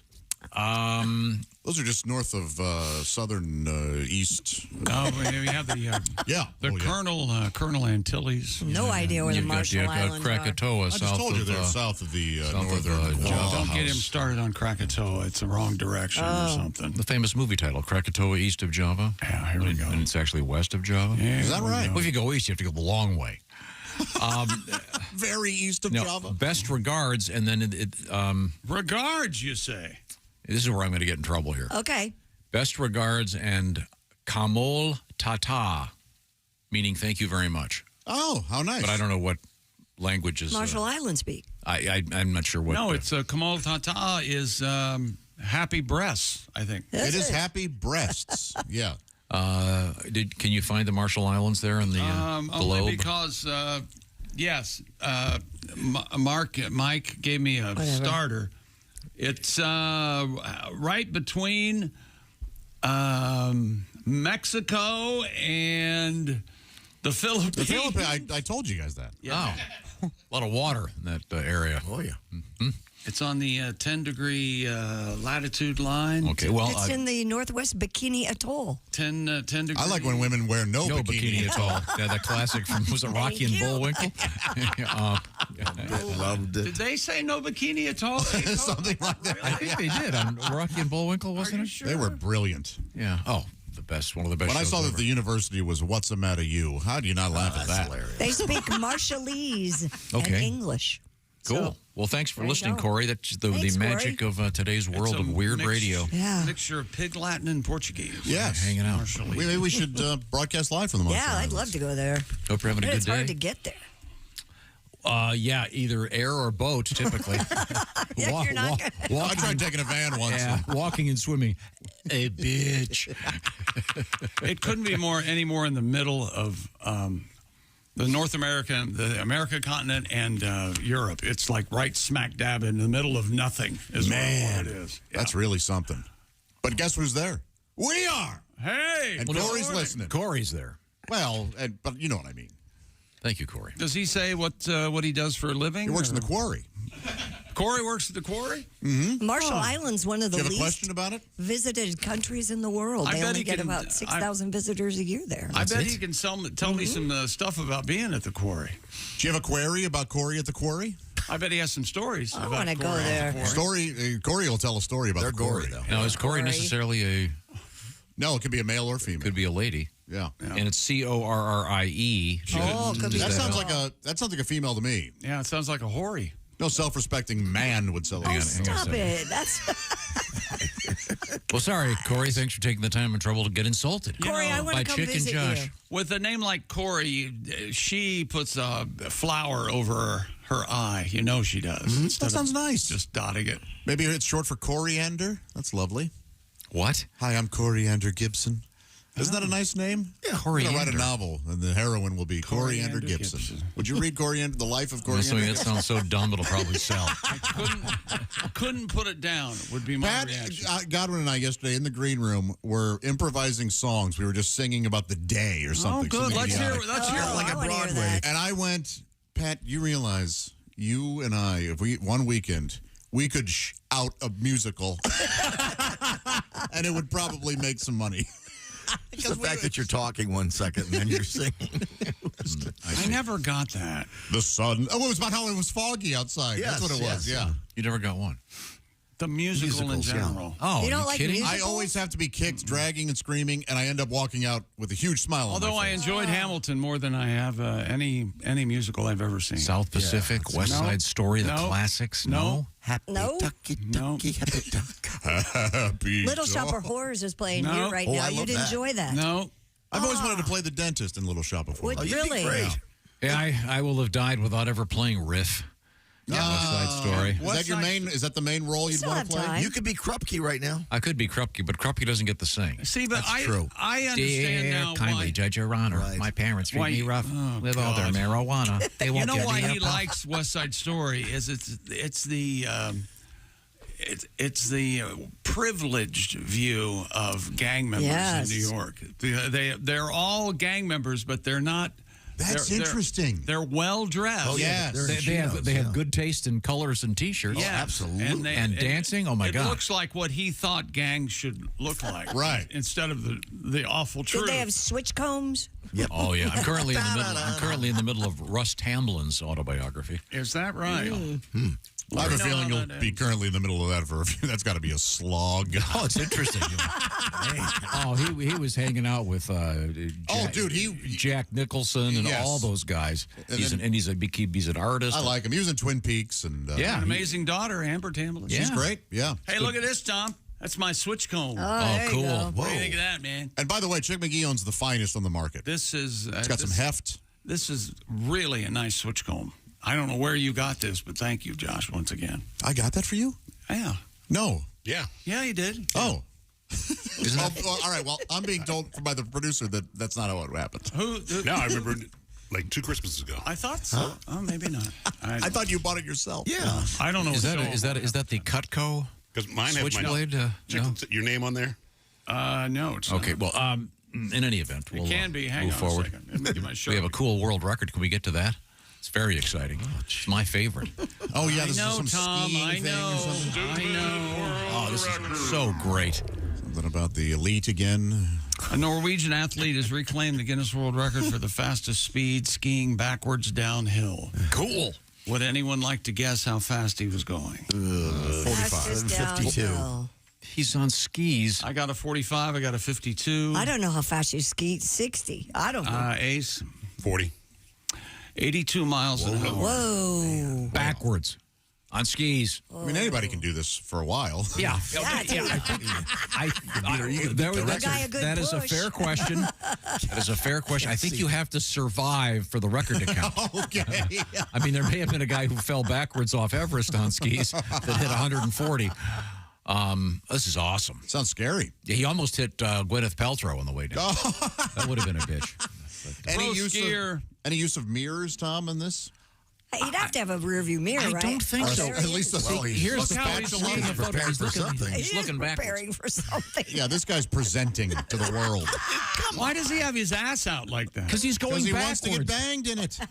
Why isn't he going forward? Oh, he's looking through his legs. Yeah, he had to have very tight trousers, or else it would have been a that's the only thing that's tight in that area. killer whistle. Disco baby. Is he more Sounds like or a less? jug band. Is he more or less just He's just for- going backwards. That's called the Paul Lindsay. That's how Ace Ventura would ski.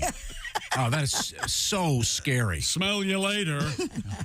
Do you have a breath mint? Yeah. What That a must have lovely, been scary. You know what a what's- lovely room of death. You know what's cool? If you run this backwards, Yes. it looks like he's a really determined cross-country skier skiing uphill very quickly. That's so funny. I would love that. Would be a hell of a thing. But 82 miles an hour. This reminded me of something. Pro skier Anders Back, or Anders Back. I'm not Backe. Becky? Registered a top speed of 82.82 miles an hour skiing backwards down Vikersund Hill, a 780-foot tall ski flying hill in Norway. He's 37 years old. His successful attempt beat the previous record by 1.38 miles per hour. It would have been really cool if he was going down one of those ramps that they do the ski jumps off. Now, someone has to have tried that and Backwards? And died. that would be. Can you imagine doing that backwards? No. Have you gone off a jump? Oh, God, no. Are you kidding? Not even like a small jump? Oh, but not no, really. okay. I mean, you jump over an occasional mound of snow, but certainly not that level of. But this is super cool. But it reminds me of something. This is a what's the word I'm looking for? Tenuous. A stretch? A stretch, yes. A connection that no one else would make. Okay. Which is why we're here entertaining all of those folks on the Marshall Islands. Yes. Especially Corey. Oh, I hear the skiing on Marshall Corey, Islands. the show's just for you today. Corey, you may not be familiar with this song, Corey. Let me see if I can get this to work. This is kind of a classic. I bet it's not. Yes, it is. I'd like to hear this. There we go. What? Sorry. Son of a bitch. I'll start at the beginning. Forgive me. Here we go. Remember this one, Christian? Remember this one? I smell smoke in the auditorium. Charlie Brown. Remember this? Yeah, I remember this. Nice sax. He's a clown. That Charlie Brown. He's gonna get gone. Just Now here's the poor part. Why is everybody always picking on me? Okay, now. Why is that? How does this connect to backward skiing? How Christine? does it? Glad you asked. A friend of the show, one of my favorite people, possibly one of the better human beings on this planet, is Matt Roush. And Matt is a talented musician and singer. And we were talking about when he was a kid. Was he part of that band? No, he's not. He's not part of the Coasters. But thank you for asking. Matt, as a kid, would take vinyl records. How many muscles did you pull to get here? I said it was kind of a light connection, if you will. All right. He would take records. I'll talk to you, Josh. Yeah, I don't know what to say. And he would play them. He would take his finger on a vinyl record and play it backwards. Oh, like a satanic. Yeah. Play it backwards, and then he was able to learn how it sounded backwards, and then he could actually sing that. I forgot about that. Yeah. Tape it and play it forwards, and it would be accurate. And it would be accurate. Wow. So I have a tape of him doing that. It's pretty impressive. Yeah. No, this is him doing it backwards and then replaying it forwards, right? Am I getting this right? Okay. And this is Matt Roush. Here we go. Why is everybody always speaking on me? Not bad. It does sound pretty good. Oh, he did it for all kinds of stuff. What a great thing to do as a kid. That's something that's lost in contemporary culture with all these stupid phones. No. This is the thing that parents would go outside. Yes. This was our phone. That you know what I mean? Exactly. But it's a record player and go outside. So that doesn't work. I'm sure it was raining that day. It was just as bad, if not worse, than phone. Yeah, right. No, it's being creative and doing something incredibly stupid and fun that adults would never do. So good. I'd like to hear that again. Today in social studies, how dare people learn about Oh, God. Lord. I got kicked out of Mr. Heil's social study class. Heil? Why? His name was Mr. Heil. Of course, you know what I did. I can only imagine. When he took attendance, Ziggy, was it? when he took attendance, you just take your arm and put it up. Got me thrown out, sent to Mr. Garner's office. Here it is again. Listen. This is the great Matt Roush. Good, wonderful human being. I'm listening as much as I want to. Why is everybody always speaking on me? Now, and then that is amazing. Now listen to this. He did it once, especially for me. I want you to listen to this one. Gabsat is mocked. Gabsat is mocked. You know what that was, Josh? No. Anybody want to take this? Oh, well, I'll play it again. It'll be that followed by it in reverse. Okay. Okay, here we go. Gabsat is mocked. Gabsat is mocked. Comes that I spy. Comes that I spy. Hey, wait a minute. That's pretty good. Why'd you give me that one, Jason? For God's sake. So, admittedly, a tenuous connection. A heck of a skill. Skiing backwards and doing that. No, that's a fun, cool thing for kids to do. So the only connection is backwards. Right. Yes. What's the major thrust, the salient point about that world record is the backwardsness. Yes. If you were going whatever it is, 88 miles an hour forwards, it would have been scary and dangerous, but it wouldn't have been a I don't world think record. maybe he couldn't reach that speed skiing forward because he's more aerodynamic if he's bent over like that. Oh, I bet the world record for skiing forward is a lot higher than that. No You kidding. think? Oh yeah. Let's guess. I bet it's. I bet it's. I bet it's. All right. I bet it's 100. And then again, you'd have to. I'm surprised you could go that fast because your balls would be so big, the wind would be hitting them and slowing you down. But yeah, you got to watch the skiing backwards thing. It's incredibly cool. You're welcome. Yep. That's. I just said I will enjoy watching it. There you go. See, isn't that a great kid thing to do? Yeah. Sure, it's kind of a fun diversion, I suppose. And to do it now, you're going to have. It's going to be really complicated because you got to get a vinyl record, and although I suppose there's a way to do it digitally, but that doesn't. Absolutely. That doesn't count. Yeah. Because with the vinyl record, you got to get your backward counterclockwise thing at the right speed. That's a good way to burn through a needle. Now, isn't it? see, here's the story. It's the world record for skiing frontwards, 160 miles an hour. See, that's incredible.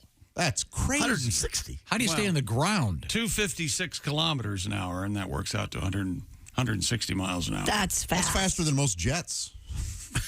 Is that right? It is. Yeah, look it up. Now, what's the water ski record? Boy, nothing pleases. I mean, that would be the fastest boat. Yeah, whichever. Just dragging Why would a somebody. boat have anything to do with it? What? I was talking to a guy yesterday. He was on his sailboat. Boat. Oh, he was on a sailboat? Yeah, he had two guys water skiing behind his he did. sailboat. Now, how cool is that? He was running cocaine in from the Keys. No, he was in a sailboat. I can picture their Keys in the popped up Keys. collars and visors now. Hey, we're on a boat. Topsiders. boy. Yeah. Who's got it better than us? Nobody. Woo. Hey, look, if it weren't for boats, none of us would be here. Oh, this sure beats our being home with our loveless marriage wives, doesn't it?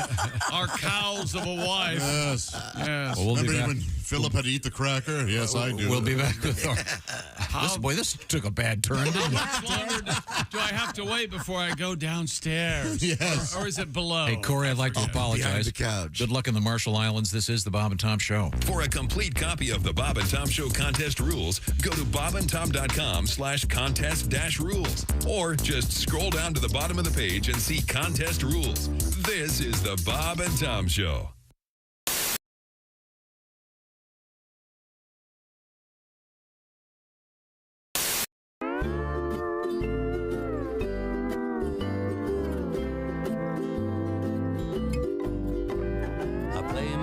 ukulele like I'm playing with my baby. I finger and I pluck her. I love to play an island song. So won't you play along? My Honolulu baby likes to play my ukulele. She strums it and she hums it. She loves to sing an island song. So won't you sing along? Ukulele baby, you can play me, you can lay me, satisfy me in Hawaii. Ukulele lady, you can lay me. My ukulele baby. Ukulele baby, licky licky on my wiki. Wanna lay you in Waimea. Ukulele lady, you can lay me. My ukulele baby.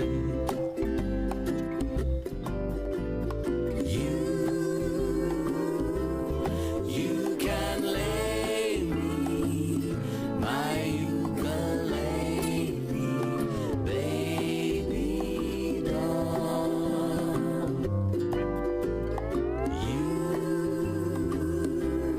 You can lay me. My ukulele baby doll. I play my ukulele like I'm playing with my baby. I twang her and I bang her. I love to play an island song. So won't you play along? My Honolulu baby likes to play my ukulele. She picks it and she licks it. She loves to sing an island song. So won't you sing along? Ukulele baby like a cheeky on my tiki. Satisfy me in Hawaii. Ukulele lady, you can lay me. My ukulele baby. Ukulele baby, rub your knocker with sunblock. I wanna lay you in Waimea. Ukulele lady, you can lay me. My ukulele baby.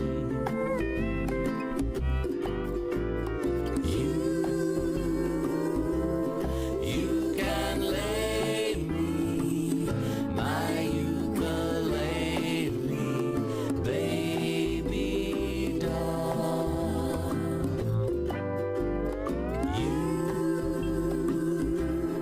You can lay me.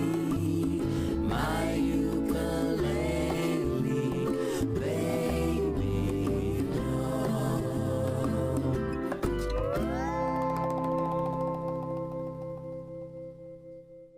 Hi, this is Pat Godwin from the Bob and Tom Show. Thanks for watching this morning's show. To listen, just go to bobandtom.com, check out the list for a station near you, or stream the online radio station on our website and the Bob and Tom app. The Bob and Tom Show, on air, on app, and on demand.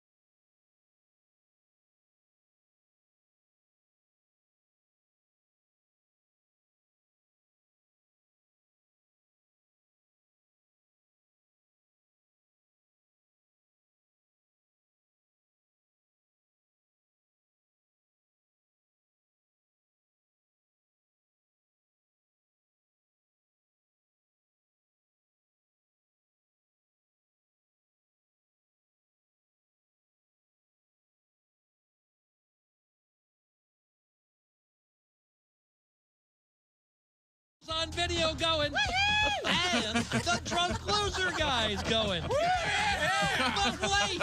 Order now, and Frigaball Video will throw in real girls on video going, and That's Real Girls on Video going. Real Girls on Video going. And Real Girls on Video going. And all complete with loser drunk guys going. Harder now.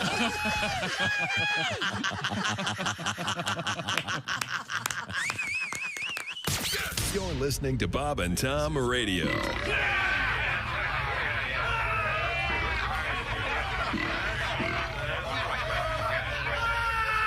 Essential Morning Radio. This is Bob and Tom Radio. 24/7, 24/7. And the airlines, they tell you all this psychological stuff to make you feel safe. Like every time you get on a plane, they talk about the flotation seat. And they explain it to you. Like if you go down, if you crash in the ocean, then this seat will float. 2 planes out of 100 go overseas. 98 out of 100 stay right here. So if you want to make me happy, you show me a seat that's going to bounce out of a cornfield. That's what I like. This is what they got everything just confused like that. James Gregory is our guest. He's not a flyer, apparently. Oh, yeah. And the sign said anybody caught trespassing will be shot on sight. So I jumped over the fence and yelled at the house, "Hey, what gives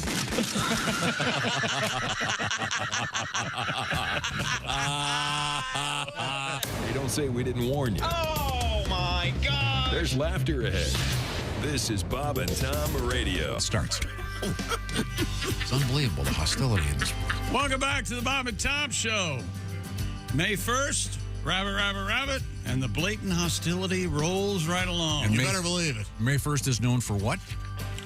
The start of May? Day. The commies really like it. It's Commie Day. No, it's Mayfly also season. That's good for it's fishing. Constitution Day in the Marshall Islands, and we know that because that's right, Corey. Corey took the time and trouble to write us We while have listening to- in the Marshall Islands. We have to kowtow to this Corey Man, from I- Marshall Islands. Corey is our new listener of the day. And I spent the whole break trying to figure out how to get To there. hell with him. It's very difficult. Boat. They only have one flight in and out. They have one flight in and out 4 days a week. That's Boat. it. Boat. And, No, you don't okay, want you're going to be on a boat anything. for a really long time. None of you guys like boats. We just had this argument What? before. I love boats. No, Going we, on a boat? we were just talking about the world water skiing record, and you guys are. I think it's a movie that bothered me about being in a boat. I'm going to be on a boat Ace. this summer. I'm a little nervous. Well, like about a it. beside- If it weren't for boats, if it weren't for boats, none of us would be here. Okay. Geez. Well, yes, they were important in terms of. Dear Bob and Tom. Not everybody volunteered. I see. What? No. Bring more Not comedy out of that. everybody volunteered. Now we're going to listen to Tom's Amistad hunk. Chick, go. Please start talking. Save us. Dear Tom, heard you talking about the Kirby sweeper, Josh. Yeah. Uh-huh. My name is Kirby. Oh. I had a Kirby vacuum for about 20 years. I love it. And I did not lose my Kirby vacuum in the divorce because it already had my name on it. Very nice. How about that? Love the show. Have a Too great bad your day. name wasn't Jerry Corvette. Yeah. Or Enzo Ferrari. Earlier we did Things You Missed on the show. Yes. But, we were a day behind. I forgot one. Well, you did forget one. You forgot about the pissed-on jeans. Do you remember those? Oh, yeah, I sure do. Yeah, embarrassing. they're pea-stained denim jeans from the Italian company Jordan Luca Jeans. They made their debut in 2023 on the runway. Hey, Pat, look, a jeans. See a jeans. They have a dark See a stain jeans. right there in the groin area that makes it look like you gentlemen have wet yourself. It's pretty realistic. And Yeah, the it's a model, of British course, Italian looks company. very model-esque. He looks like they're keeping his dog in the basement, and he's never. Just a he's- miserable. I have a couple of things, some really good news. The original print or run of these sold out at $811, right? Yeah. Well, they, I guess, found some new ones, and they're on sale for $608 right now. If you Yeah, want to get a pair. You got to pay Yes. extra for the skid marks. Ace, would you pay $600? No, those are next season, the skid marks. Oh, okay. $600 for a pair of jeans? Hell no. Hell, not only Hell no, no. hell no. Oh, look. Hey. Hey, Ed. Ed, what's going on, buddy? Hey, everybody, it's Ed Septic here again. You know, the plumber that don't give a flush? Yeah. Hi, Ed. I saw you giving it to one of your employees there when you. That's right. I heard you guys talking the other day today about them jeans with the pee stains. Yeah. Man, when I was growing up, if you were wearing pee-stained jeans, it's because you peed your pants like a damn man. Now they got these pre-stained pants, $800, and you're saying they're sold out, Christy. Yeah. Oh, well, when I heard that, being the entrepreneur that I am, I was like, cha-ching, this fashion industry is full of crap, and I'm going to take advantage of it. So I hit my shop here, and I'm happy to introduce Ed Septic's new line of pre-shirted pants called Shants. That's right, I'm putting the dung in dungarees, fellas. Or maybe I should call them slacks. Or maybe X-slacks. I don't know. All I'm saying is, if peeing your pants is cool, just think how cool shirting them's gonna be. Oh, yeah. Yeah, no need to run to the commode when dropping a load. Now you can just let her fly. Of course, with summer coming up, you're gonna want to stay cool in a pair of our new shorts at your beach house. And, just in time, Tom, you're gonna love this, just in time for breakdancing at the Paris Olympics. Parachute pants. Ladies, don't worry. I didn't forget about you. I got something for the ladies to wear. Christy, Yes. I've got poulots and a case of Hershey skirts. And I didn't stop there. How about pre-streaked underwear? I got together with Tuta Valoom and created Dookie drawers, the only pre-stained underwear on the market today. And ladies, don't worry again, I didn't forget you. I collaborated with another great underwear company, Hanes, to introduce Stains Her Ways for that special time of the month. Oh, man, fellas, I got to run. I got a 9:30 at the Smith residence. All heard clogged it up again. I keep telling them to keep a butter knife in there, but he won't listen. Anywho, you can order all my pre-shirted items at my website, www.downthebrown.com/shants. I'm Ed Septic. The plumber will bang your pipes, but never your wife. I'm creating a new pair right now. Edward. Thank you, Ed. The great Ed Septic. Very nice. Boy, those period panties will be a big seller. Yeah, Do you know they have, they call the shirt jacket now, they call those shackets? Yep. Who does? They're in that's the name of them, shackets. Many catalogs online. You go ahead, Google shacket, and you'll get shirt jackets. What is that, a portmanteau? Is that, what am I thinking? Yes, yeah. What does it matter? It's a stupid word. Yeah, I know, but it's a Made shacket. It's a made-up word of two words. What's the best example would be motel. 2 words. Sure, infotainment, any of that kind of stuff. Yeah, they're all awful. What are 2 words? Biopic. Motor hotel. Motor hotel. A motel? Mm-hmm. Oh. You drive up to your hotel, motel, Holiday Inn. Never heard of such. Perhaps I should do maybe a Shatner-like reading of the hip-hop classic. I tried Rapper's Delight, you think? I tried to watch the William Shatner documentary. Yes. Call Me Bill or whatever. Yeah. You couldn't watch it? Couldn't get through it. But you got through Argyle? Yeah, I really liked Argyle. And you don't smoke pot, right? Mm-mm. Not that you know of. How could you? Yeah, as far as you know. Well, there has to be some reason you got through it. Morphine? Maybe a morphine drip. That'll help. Those are good. No, I thought it was.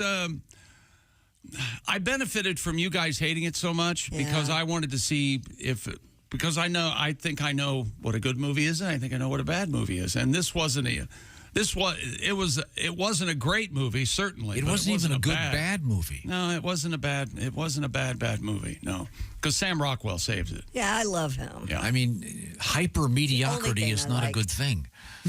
I don't know. It wasn't that mediocre. Well, I mean, it was so mediocre it was bad. The box office sort of speaks for itself. Spoke volumes, did it? Oh yeah, No one went. Right. Okay. People responded to it with overwhelming apathy. Yes. Yeah.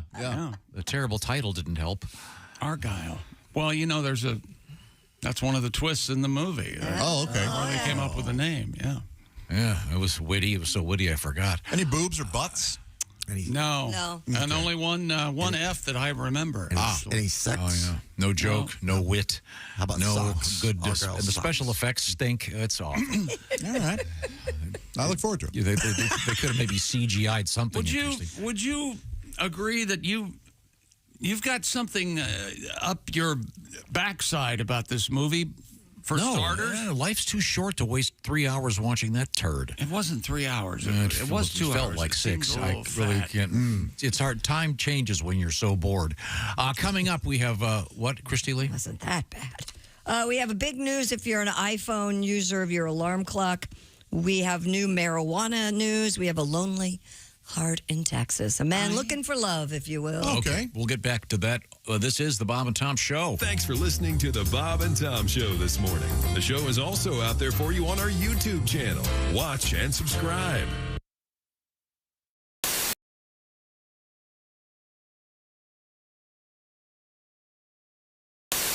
I'm trying the Pearson's nut roll. Which is kind of like a payday, but it looks like it's about twice as Very big. similar, but twice as big. You like Is it good? Yeah. Okay, now Not bad. I want to see if Chick can tell the difference. We're doing a blind taste test. Tom's going to come over here and... Okay, Chick, you have a blindfold on your head. I do. It's not over my eyes yet, though. No, you're the Karate Kid right now. Oh. What? what I'm doing. Can you, Chick, can you stand up and put your arms out and one leg up? Why don't you talk into a mic? As I was showing the camera crew. okay. There we are. Is this on? That one's on. Yeah, it's on. It won't seem to want to stay in the upright position here. Because you're a boy. Okay. I have these have been marked. One is the nut roll and one is the payday. All right. And Chick has been blindfolded. Hi, how are you? Okay. Here, Christy. See if we can tell the difference between. We have the one. I'm going to get one of these. Can I hold it? Not yet. Can I hold it by the nuts? At random. At random. Okay. Now, open your mouth.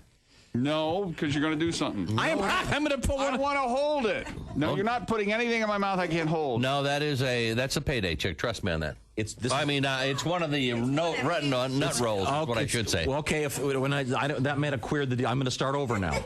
So you're not going to know. I'm going to spin this around. He's looking. All right. I'm going to. All right, what's going on? I can't see anything. Okay.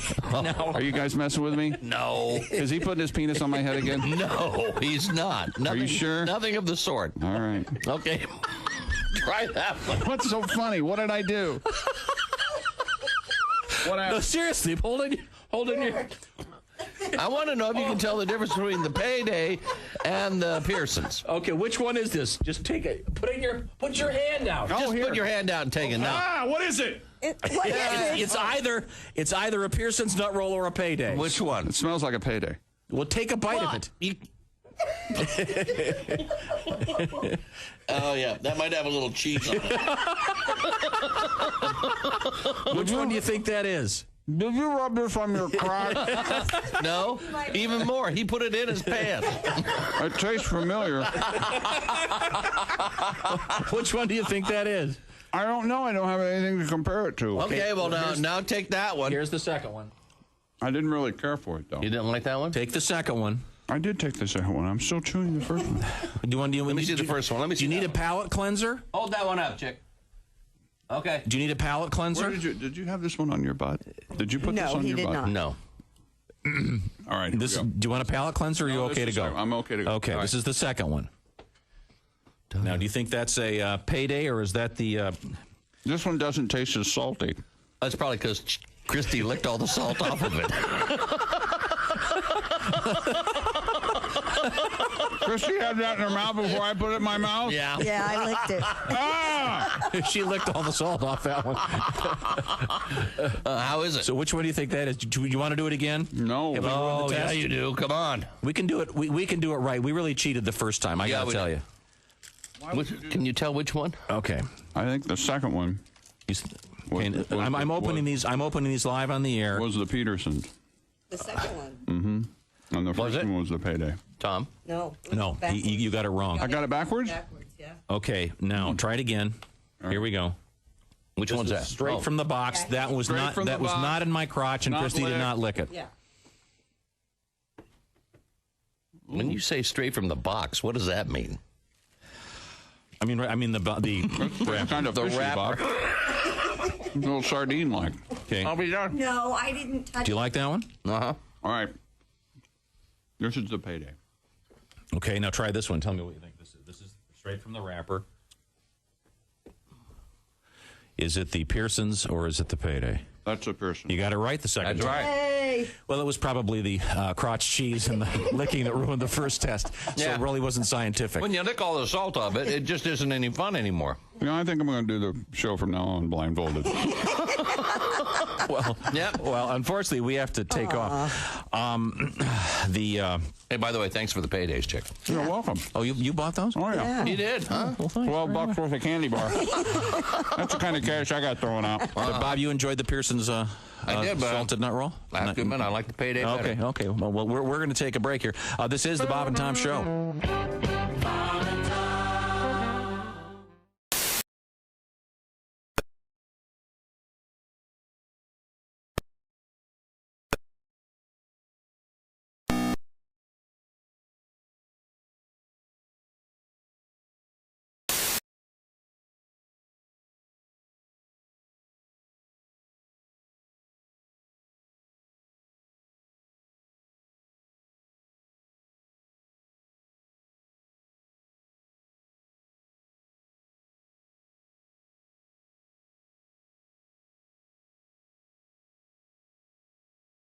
The Amish Brewing Company would like to remind you, if thou hast had too much to drink, thou shalt not drive. Amish Brewing Company, Napanee, Indiana. Bob and Tom, 24/7. Oh, yeah. Dave Cooperman is here with us. How are you? I'm great. Dave, a young guy, I'm young alive. comedian, good-looking guy, married man, I understand. I am. How's that going? Right now, we're working on having kids and stuff. And, Cool. But we're having some trouble, and she's blaming me because she's not getting pregnant. And I'm like, honey, you realize we actually have to have sex, okay? Screwing with my head will not make you pregnant. How many times I got beat the point home? So we're thinking about, we're talking about kids. Even naming a kid is a challenge if we have one. I want my kid to know he's both Jewish and Chinese. The best I've come up with so far is cha-ching. Maybe a lump sum. You know you're too high when you're eating cereal naked and your girlfriend tells you to put some clothes on. You realize it's not your girlfriend. It's just a woman on a bus. So that's how you know you're too high. Bob and Tom, well-meaning, but Yeah, they're all messed up. more than slightly confused. 95.com. Hey, welcome back to the Bob and Tom Show. At the news desk, it's Christy Lee. Hello. In the performance room, there's Pat Godwin. Hey, Chick. There's Josh Arnold at the I Hate Steven Singer sidekick chair. Chickster. Ace Cosby's here. Hey. I'm Chick McGee. And hello, Tom. Hey, hi. I hope you're not just joining us, because if you are, you missed Ed Septic with his great new product. You missed this cool pro skier skiing backwards at 82 miles an hour, which gave us a reason to play backwards music. It was great. Yeah, if you miss the backwards music, you count yourself lucky. You mean? No. Please don't. This? See, once again,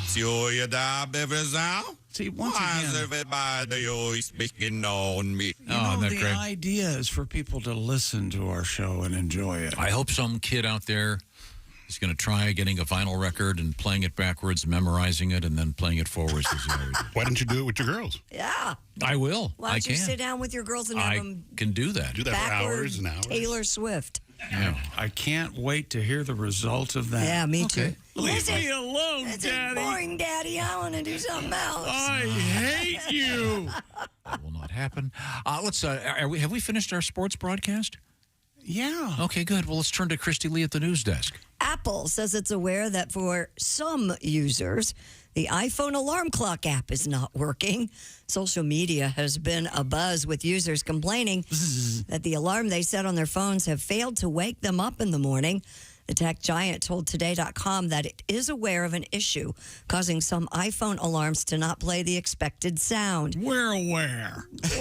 We also say that we're currently working on a solution, but in the meantime, it encouraged users to disable the attention-aware features in the Face ID and passcode drop-down of the Settings app. What the hell is that? I'm lost. That's too complicated. No joke. Mine's working. Mine's working. If it's not working, if it's not working, go tell your boss. I late. I late. iPhone. I late. I late. Maybe this is just the beginning. Maybe Siri's become self-aware. Oh. Trying to get people fired. I'm just wondering if this is certain years of phones, or this is because I have the 10, and so what am I, 6 behind, 5 behind? 5, yeah. If you're doing horse and buggy technology. If they're sending, if they've shut off the alarms on the older phones so that we'll go buy new ones. That could be. They love to do stuff like that. That'd be a good move. It would be an awful move. You think they do that? You're one of those. I have no doubt. They got fined for it. Sometimes you have to drag certain people into the future. There you go. Okay. I am one of those that Yeah, there you go. Has there ever been a thing where one of these major computer companies inadvertently sent thousands of nude photos?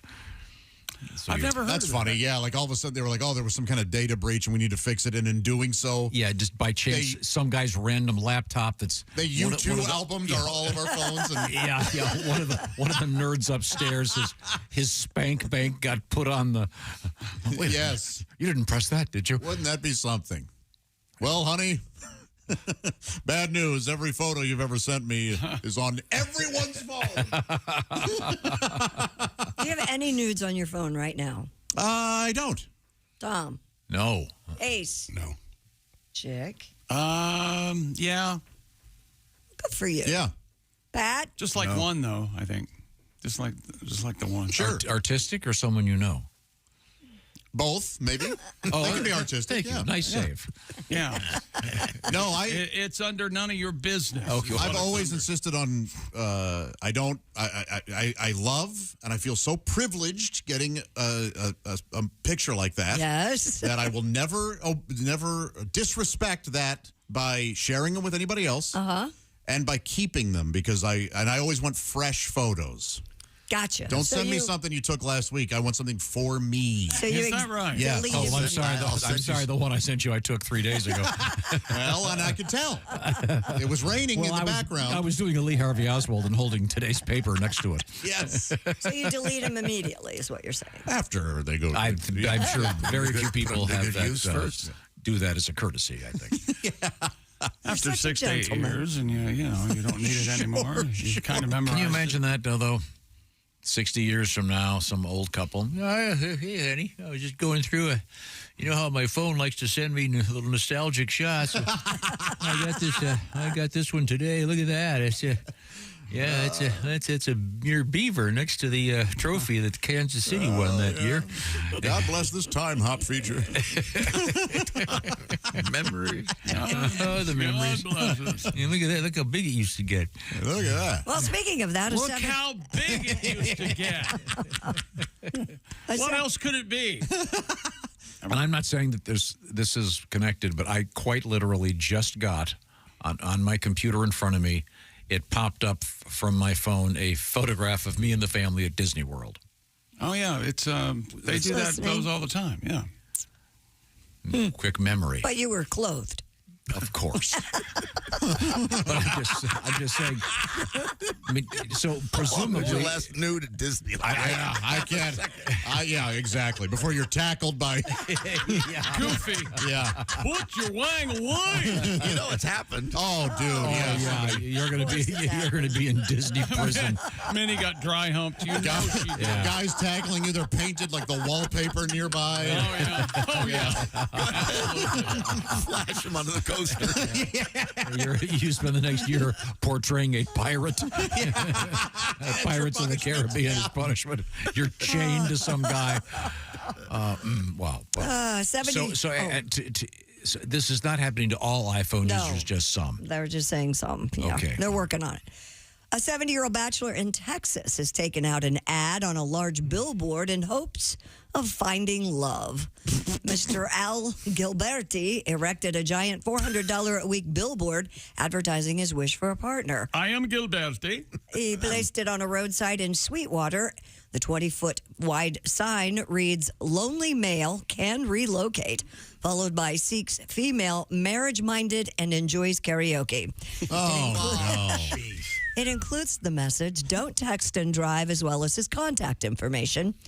Mr. Gilberti said that calls have been, many of them, scams, but he still hopes to find Miss Right soon. I don't know what the problem is. I don't know if it's, I have to get back to karaoke, but I don't understand what could have been mentioned. He should have put his worth Is on his there. photo on it?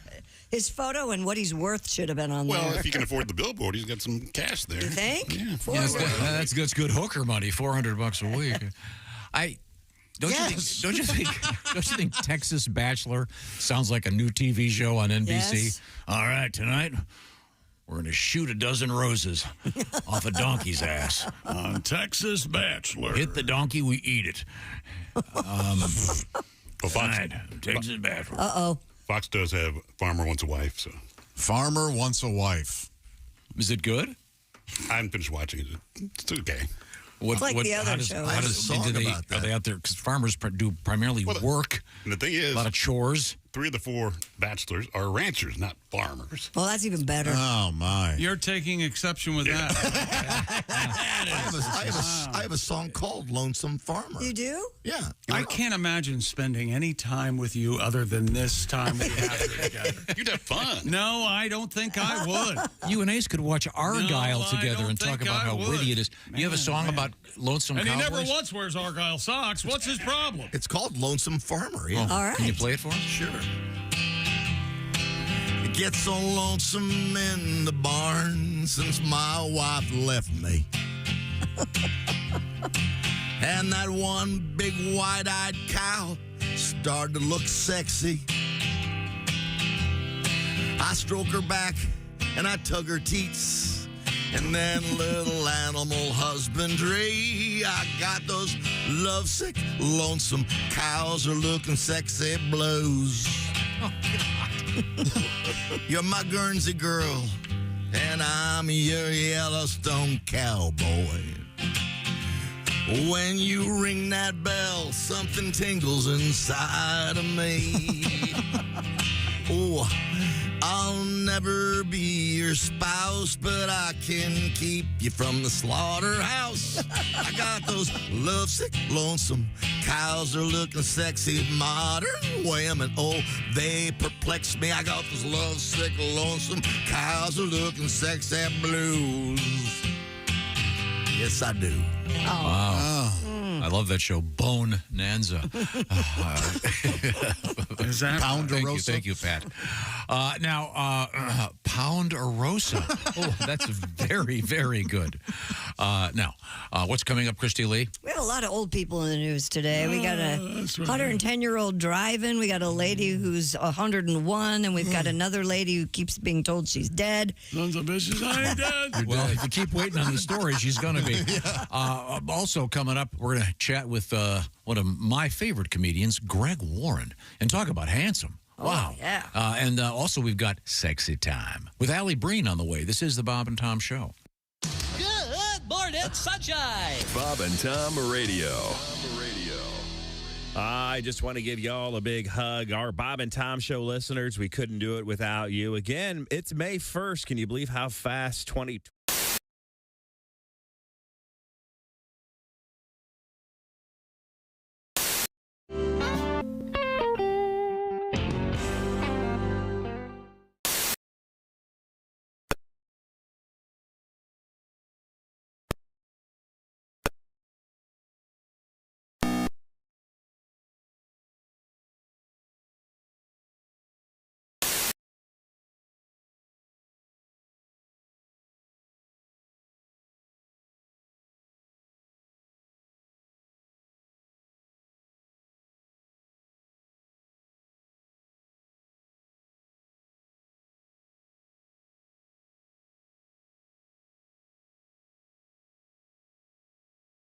No.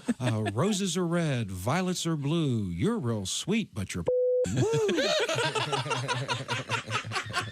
I've went over the line, haven't I? So that's not me. I don't. That's offensive, isn't it, Paul? You're a classy guy, and that is offensive stuff. Did that? Are we back on the air? We are now. I apologize. Did that have to be clipped? I apologize. Yes. I apologize to you ladies. That's right.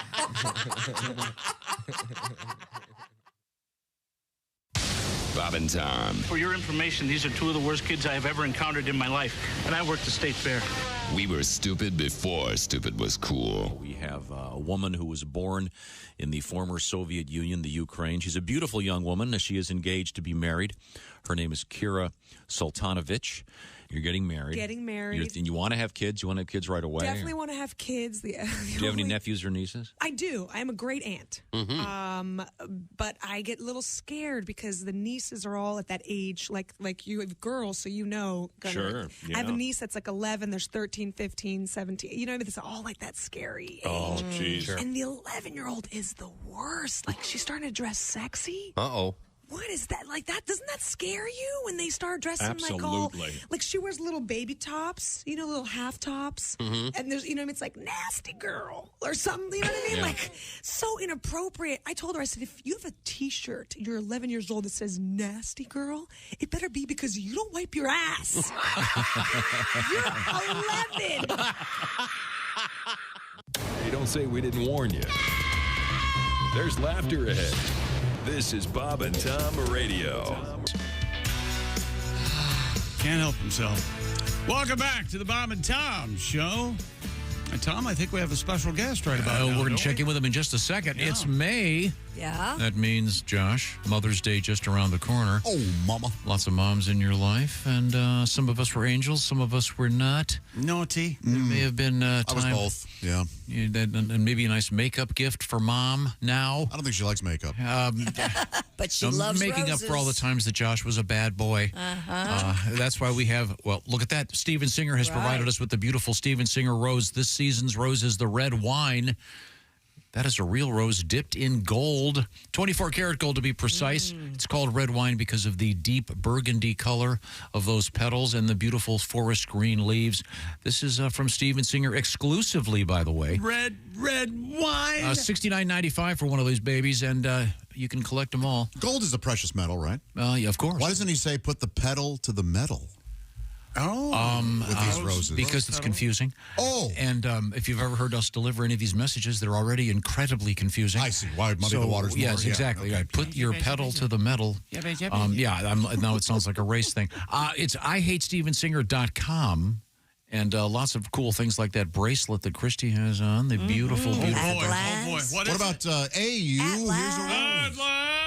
The At Last bracelet. That'd be a good gift for My mom. true love is coming along. What were you saying, Josh? How about AU? Here's a rose. AU being the elemental symbol for gold. Oh, that's really obscure. Does that help? How about work 79 in there somehow? That's the atomic weight of gold. Try that. Again, totally confusing. IHateStevenSinger.com. Don't mention this message because he'll say, what do you want? And don't mess with Texas. IHateStevenSinger.com. Get it in today, by the way. Free shipping. That's right, free shipping. Faster, talk faster. Beautiful gift card, et cetera, et cetera. And you know the details. Right now, we you know the details. Switch to the satellite. There we go. Oh, jeez. I mean, hey, buddy. Greggy boy. Look at that handsome man. That's Greg Warren. And hey, Greg. Hi, guys. Are you in a hotel room? Hi, Greg. Yeah, in a hotel room. You got a suite? Yeah, it's pretty sweet. Bit of a kitchenette. Yeah, very nice. That's nice. Man, I like that pedal to the metal thing, Josh. Thank you very much, Greg. Yeah, I'm going to try to get that going here. Yeah, that's pretty good. Yeah. I don't think it's confusing. Not at all, man. I mean, pedal. Flowers have petals, and gold is a metal. I mean, it's right there. It's gold. Yeah, it's right there, man. Yeah. Thank you very much. Not helpful at all. Well, Josh, I mean, Tom, I don't know how helpful it is or not, but I just went and bought 30 of those things. Yeah. So we'll see how Make that hotel suite look fancy. Oh, yeah. There you go. No, Greg Warren is one of America's finest comedians, and Greg Warren has a couple of great things you can see if you go down the Greg Warren hole. That doesn't sound right. Rabbit hole. What a great rabbit hole. What a great announcement for Greg Warren. Yeah. Man. You know what I'm That's how I talking drew it up, chick. Yeah, But pedal to the metal makes things confusing. What's your website there, Greg Warren? Greg Warren, what is it? Greg Warren Comedy, actually, chick, is what we're going with now. Greg Warren Comedy. Nice. For example, Christy Lee, are you aware of his special called Where the Field Corn Grows? Where the Field Corn Grows? I've seen it. The Answer in the Field. Yes. And then The Salesman. I was a peanut butter god or something, right? Isn't that what it was called? The Salesman. These are excellent pieces. Now, where were you a year ago, chick? I was watching you. I was watching you do your stand-up, buddy. I know, but you could have come to me with that "I was a peanut butter god" thing a year ago. I could have, yeah. I'd be world famous. Your website is gregwarrencomedy.com? I had a similar one. It was josharnoldcomedy.com, but I had the Better Business Bureau contact me. So now false advertising? It's just that Josh Arnold now. I see. Now, coming up He Thursday. has some consumers. I went on this thing. It's clearly there's no comedy. I don't know. I don't like this at all. Oh, it's false advertising. Yeah. Now, speaking of advertising, is this correct that you're going to be at the Netflix as a Joke Festival in Santa Monica a week from Thursday? Yeah, pretty excited about that one. That's fun, man. Great. And then you're going to be at the Delphi Opera House May 17th through the 18th. That'd be 2 nights in Delphi, Indiana. Yeah. You're performing Barber of Seville, right? Yeah. Cosi Fan Toot, perhaps? Greg Warren in Der Fledermaus. Then you'll be at the famous Acme Club in Minneapolis the 29th through June 1st. A tribute to Wile E. Coyote. Yeah, coming up down the road. You taking this weekend off, Greg? No, I'm doing some some free benefit shows. This weekend I'm doing a show in Texas to raise money for they're starting a new Division I wrestling program at Tarleton State in Fort Worth, Texas, and I'm going to help them out. We're going to do a show to raise some money. Oh, nice. Can anybody attend, or do you have to be? Anybody can attend. Yeah, it's in Fort Worth, Texas. All right. I think it's going to be pretty fun. Good. You look like you have some color. Were you in Florida recently? Yeah, I think I was in Florida this weekend, and I'm on this medication. I think that it's and the lighting is. It all makes me look like you look very healthy. Like I got bubble gum on my face. A little too healthy. Yeah. Tom, my neighbor recently came up to me. I was in my garage, and he came up, and he was so excited about his trip to Florida. He was going to Florida with his wife, and they were going to have a great time, but he was most excited about how they were going to go see Greg Warren. Oh, that's in cool. Florida. I met him. Get this. This guy. Yeah, this guy comes up to me after the show, and he's talking. And he goes, "Yeah, I'm Joshua's neighbor." I'm like, "Oh yeah, okay. I don't know who that is." He goes, and he says like 10 times, like, "Yeah, Joshua. He's a friend of yours, Joshua." I'm like, "You guys, Josh is making his neighbors call him Joshua." I don't know. Yes. I don't know if it's like if he's like doing one of his dumb improv exercises where he's playing a character of himself. Or I am Joshua. Yeah, sometimes I'm like a very distinguished man from Leeds. Yes. Really? Yes. Other times I'm an old sort of like I am Joshua, son of Larry from Fenton. That kind of thing. Nice. Yeah. So did the guy like your show, Greg? I think so. Yeah, I think he enjoyed it. Did you buy any merch? Did he tip you? Any extra? Some guy did try to tip me. Is that right? It's always so nice, but yeah. It's so unnecessary, but very kind. Not Josh's neighbor. Some guy tried to tip me, and I don't know. Or was he trying to pick you up? One of the two. I don't think so, Christy. Oh, yeah. Give me the old over-the-waistband handy. It's very popular nowadays. Christy, that came. Hey, Pat, have you ever tried that? One of your shows, put your guitar case out there in front of the stage? It's not a bad idea. It isn't a bad idea. I worked with a comedian one time who did not sell merch, but he did pass around a fishbowl. Are you serious? He said, look, you don't need anything. I'm not going to try to sell you something, but I will take your money. And he passed around. Did it work? A couple people, yeah. That's not right. It was not right. Tacky. It was tacky. I push my openers merch. I'm tired of selling merch. I can't do it anymore. Greg's really good about helping the openers sell their merch. I insult them, usually is what I like to do. I say, Sean O'Brien, Sean has this T-shirt, guys. It's a very... let me just cut to the chase. Sean needs the money, okay? Is this shirt garbage? Yes. Does it make any sense? When they put it through the wash, is it going to fall apart? Absolutely. Is it manufactured in a third world country by children? Yes. But those children make more money than Sean. I had occasion to see Mike Birbiglia over the weekend in Chicago. Great show, by the way. If you get a chance, he's on tour. He's going to be stopping by. He's got a new hour. It's Oh so good. God, it was great. But we were talking after the show about merch, and I had seen a guy at a club. He was the opening act, and he was terrible. But he had, and I didn't notice until he was almost done with his set that there was a duffel bag on stage. So he sort of does his closer, which gets no laughs, and then he goes through. He holds up 3 different shirts. And they were referencing a joke that he had done, except the last one he holds it up and he goes, "Yeah, this is a joke I didn't do tonight." And he doesn't do the joke, holds up the shirt, and gets off stage. That's just awful. I've done that on accident, where I've pitched. Oh, yeah. O'Brien did that in front of me. Sean O'Brien, he pitched his salmon shirt. He goes, and I got this shirt. It says salmon shirt on it. And he's got a whole bit about salmon shirts that's pretty funny. But he pitched it, and he forgot to do the bit. He walked off stage, and I go, "Hey, man, you forgot to do the bit." And he went in the green room and threw stuff against the wall. Yeah, I've pitched something, and the audience is just staring at me, and then I go, "Did I do this joke?" They're like, "No, we don't know what you're talking about." But Greg, the way things are working now, and I kind of like it actually. When you pay with a credit card now, they spin around the iPad, and it's got the 10%, 15%, 20%. Oh yeah, you just touch it. Maybe they could do that at the comedy show, and you could just toward the end of the show. Okay, everybody, take out your phones. Do you want to tip 10, 20, or 20? Oh man, Hey, it's up to you. I'm cringing because I bet there are guys giving that a shot. Absolutely. Yeah. No, I like having something if the people are interested. If not, it's totally okay. Yeah. Now, well, Josh, you have those koozies that you sell, right? Yeah. Koozies are They easy cost to you carry. about a nickel, and you sell them for $10, isn't it? It's not exactly. Look, it's hey, shut up more with than that. this is a profit margin.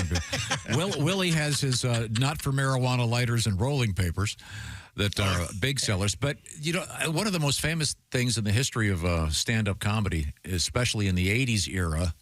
Do you remember the guy that sold the glasses with the eyeballs? Oh, Vic. Is that Dunlop or Vic Dunlap. Dunlop. Yeah. Vic Dunlop. Yeah, I love nice that guy. And that's a famous story. Vic, the last, what would you say, was it like the last 3 minutes of his show? Yeah. Was this pitch to buy these silly glasses that had the eyeballs? You've seen them. They look like they're kind of popping out of your head. Yeah, really fun. Not on springs, but they look like sun tanning glasses, but they are eyeballs. Yeah, and he would sell, dozens of them after each show. Yeah. And you know the famous story about these, Greg? Yeah, didn't the IRS catch up with Vic on those? Oh, yeah. The IRS, I guess they wanted to know who the guy was that bought 15,000 eyeball glasses from Deng Fong's Warehouse of Fun. And, he got nailed by the IRS. Yeah, you want to report that stuff. Yeah. Ding Fong's Warehouse of Fun. That's legendary among stand-up comedians when it comes to merch. Merchandise. I'd be curious to see who's had the most successful. That has to be one of the most successful. Certainly. Hey, Greg, the last time Vic Dunlop was Vic Dunlop was here the last time. He came in, he sat in a chair, he reached down, he took his lower left leg off and put it up on the counter. We didn't realize that he'd had his leg removed. Yeah. Oh, wow. Freaked Tom out. Yeah. Yes, that was disturbing. Yes. He was selling those legs for a while. So the IRS caught up with him. Oh, yeah. He was a very, very great man. Great guy. Vietnam combat veteran, badass guy. Oh, really? Yeah. Now, Greg, typically, this part of our program is known as the Warren Report. Yeah. And you are given a limited time to explore something. What is our topic today? I want to talk about the history of nachos, Tom. Oh, this is funny because I was complaining yesterday about nachos. I don't like the big piles of nachos because the ones at the bottom get too soggy. I don't approve. The nacho tower, do you don't mean? Like Is that what you're talking about? I understand what you're saying. Crisp. Yeah. Well, the guy that you need to take that up with is a guy named Ignacio Anaya. Back in 1943, Ignacio was the maitre d' at the Victory Club over in Piedras Negras. That's Mexico, the state of Coahuila. It's a border town across from Eagle Pass, Texas.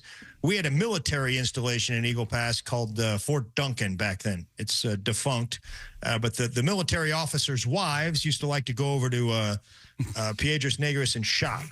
So now, at Fort Duncan, didn't they call you guys the Fighting Donuts? Isn't that right? That's why they went. Absolutely. That's why that fort's not there anymore. They could never get the physical fitness. So. Oh, I thought you were going to go with yo-yos, but that's right. Donuts better. Yeah. Okay. Why don't I find? Yeah. Why didn't I find donuts in your locker?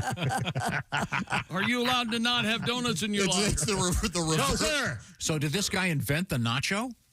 Well, he was on accident. These military wives were over in Piedras Negras on a shopping trip. They stopped in the Victory Club and they said, "Hey, we're hungry. What do you got?" And the maitre d' went back in the kitchen, and the chef, he couldn't find the chef, which I think is a bit of a red flag. Yeah. They sort of gloss over that part of the story, but I mean, he's the chef. Where was he? Probably hustling up another dog for their tacos. Well, I don't know. We don't know anything about say that about that. I don't know if the not gonna take a shot at the Victory Club. Tacos Perros was the special that day.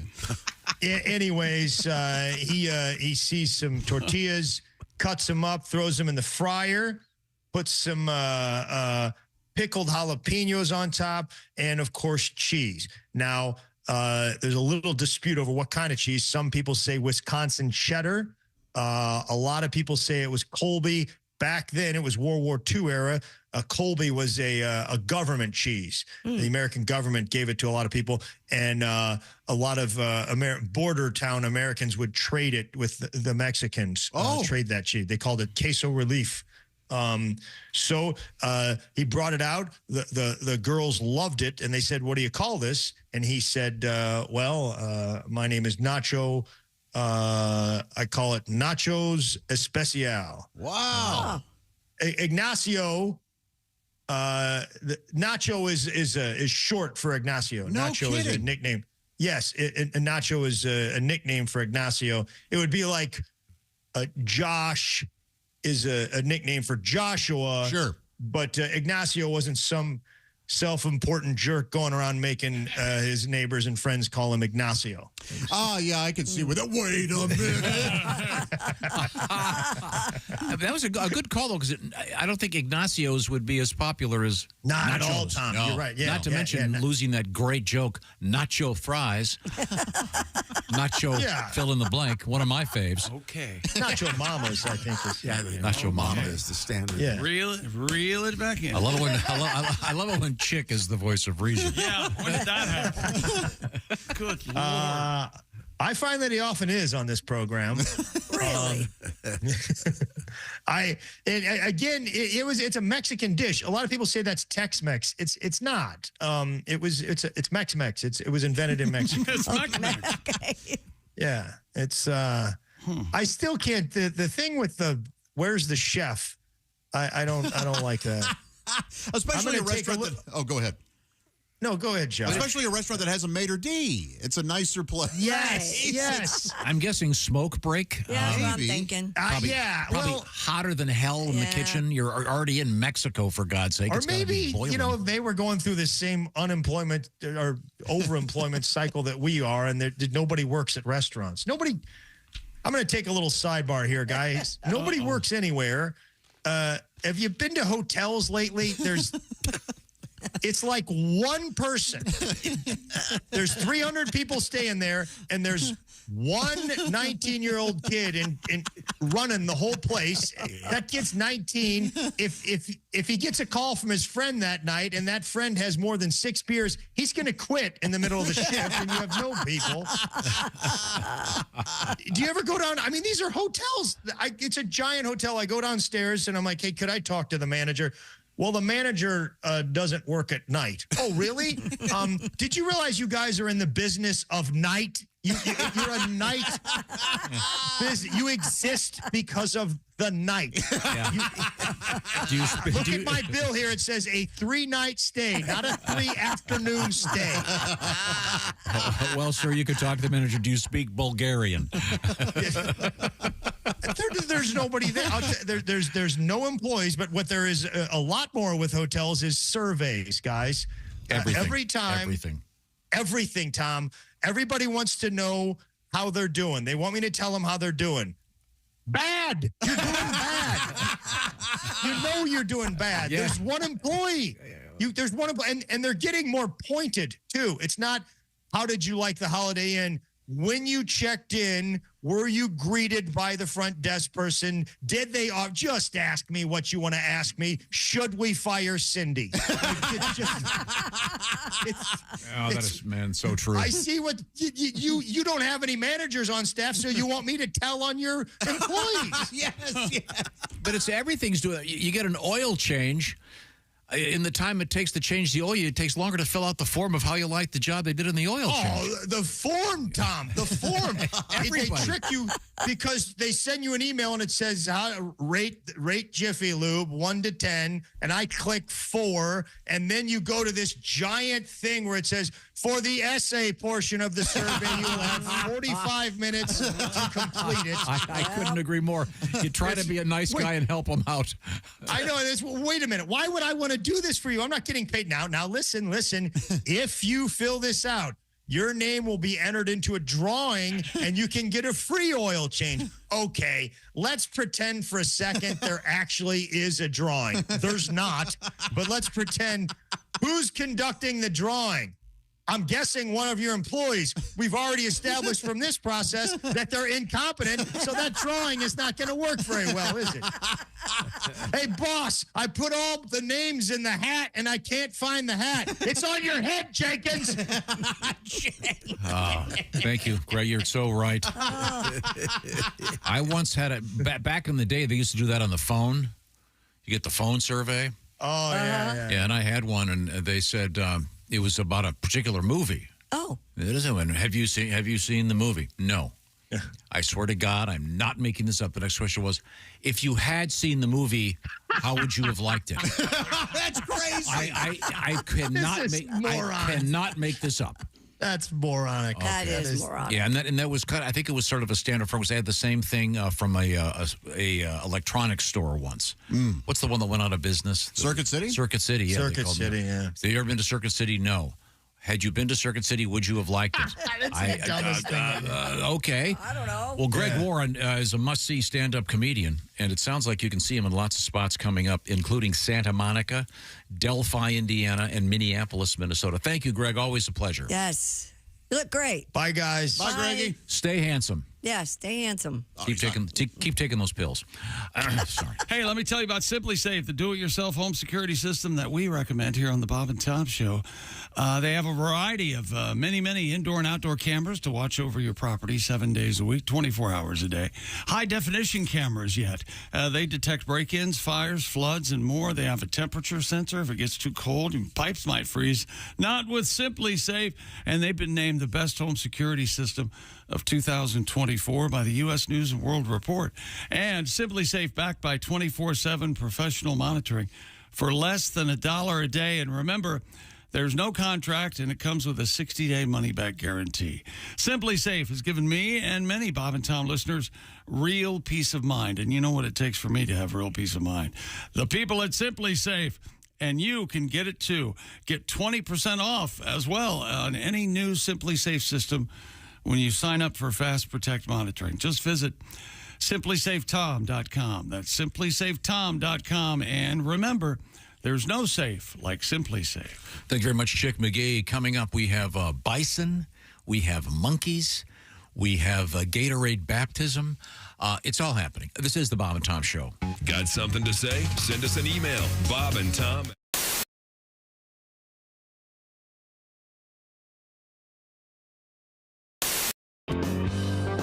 You ever put your nuts on an anthill? No. You haven't? No. Me and my buddies used to do that. We do anthill rides. Whoever could stay on the longest. Get your nuts out, ride an anthill. See, these are the advantages to growing up in New York. Yeah. That never came up. There's a few activities in the big city. We never got to the point where, you know something, I'm going to just drop my nuts on the anthill for an hour. Yeah. Maybe and the great thing about New York is if you did drop your nuts on an anthill, no one would notice. They're just like, would you... Have you seen the crazy guy on the anthill over on 3rd? Oh, yeah, he's nuts, isn't he? Yeah. Wow. It's dangerous, though. One year they swelled up to look like a sack of kneecaps. Kneecaps, you say? Nice. We play gay chicken. You ever play this? Gate chicken? Probably not. Gay chicken. Oh, gay chicken. Hold on. Have you ever asked that question and got a yes? Yeah. Oh, yeah, gay chicken, yeah. I was in a gay chicken league for 6 years. Chicks played it. I could tell. I could tell he's got soft hands. Love the gay chicken. He's got soft hands. Why do I think I don't want to know how this works? I don't want to know. Oh, no. It's a real chill game. It's, you stand there, you and your buddy stand there, you hold on to each other's penis. Right. Okay? That's and the right. first person to let go is gay. That's right. I see. Gay chicken. So, in other words, you guys... Now, if you look them in the eyes, you get a warning. There's a lot of hand washing in this game. If you look them in the eyes, you get a warning. Welcome to a new show called I've Never Been That Bored. I wrote this song. It's a revenge song for all of today's country music fans. All right. And this is it. Oh, and when I sing this song, I use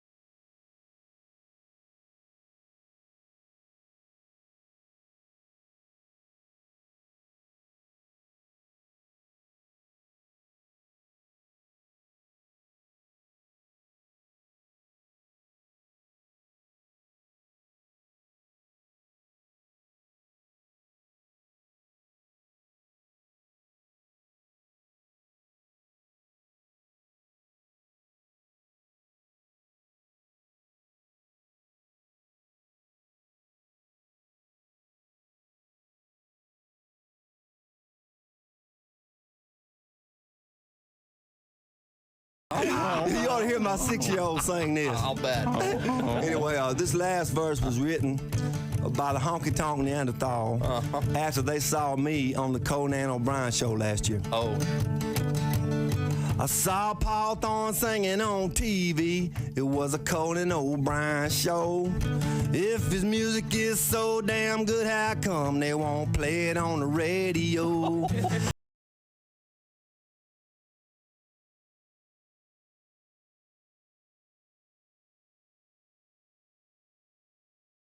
Disney and Sugarland. I'm just a honky-tonk Neanderthal. I like to get drunk and have a ball. I haven't never read any books at all. I'm just a honky-tonk Neanderthal. Wow, wow, wow. Wow. Yeah.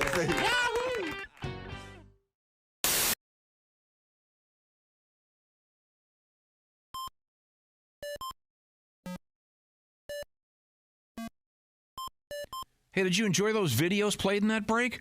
Check out the Bob and Tom YouTube playlist for more great stuff.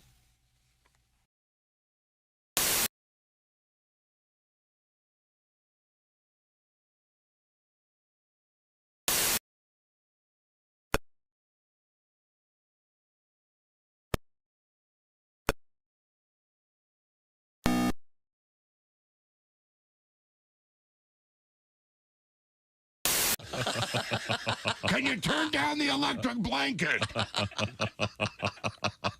I can't turn off the fan above the oven. I go, you know what we're going to do, Larry? We're going to try to get your shoulders a little higher. Can you do that? Why are my suspenders so tight? Because they don't go around your Larry. That's why they go. See, if you let them go, the shoulders will do that. You won't look like you look like a vulture in heat. Muncie, hello. Question for the skinhead. I was flying from South Bend to here. I was on a plane this big. It was like a pack of gum with 8 people in it. What happened was we took off from the South Bend Airport Hair Care and Tire Center there. I don't know if you've ever been there. We got halfway here. We had to go back. It's like a 12-minute flight. We had to go back. We had engine trouble. We lost some oil pressure in one of the engines, and they told us about it over the speaker system of the plane, right, which was stupid because they could have just went, hey, we lost some oil They pressure. could have just a little turn around and yelled at you. The guy sitting next to me is losing his mind. He goes, hey man, if one of these engines fails, how far will the other one take us? And I was like, all the way to the scene of the crash. Hi, this is Bobcat Goldthwait. You're listening to Bob and Tom Radio. We'll start it again. Hi. Welcome back to, you might know it as the Bob and Tom Show. We call it The Mess. Man. Welcome back.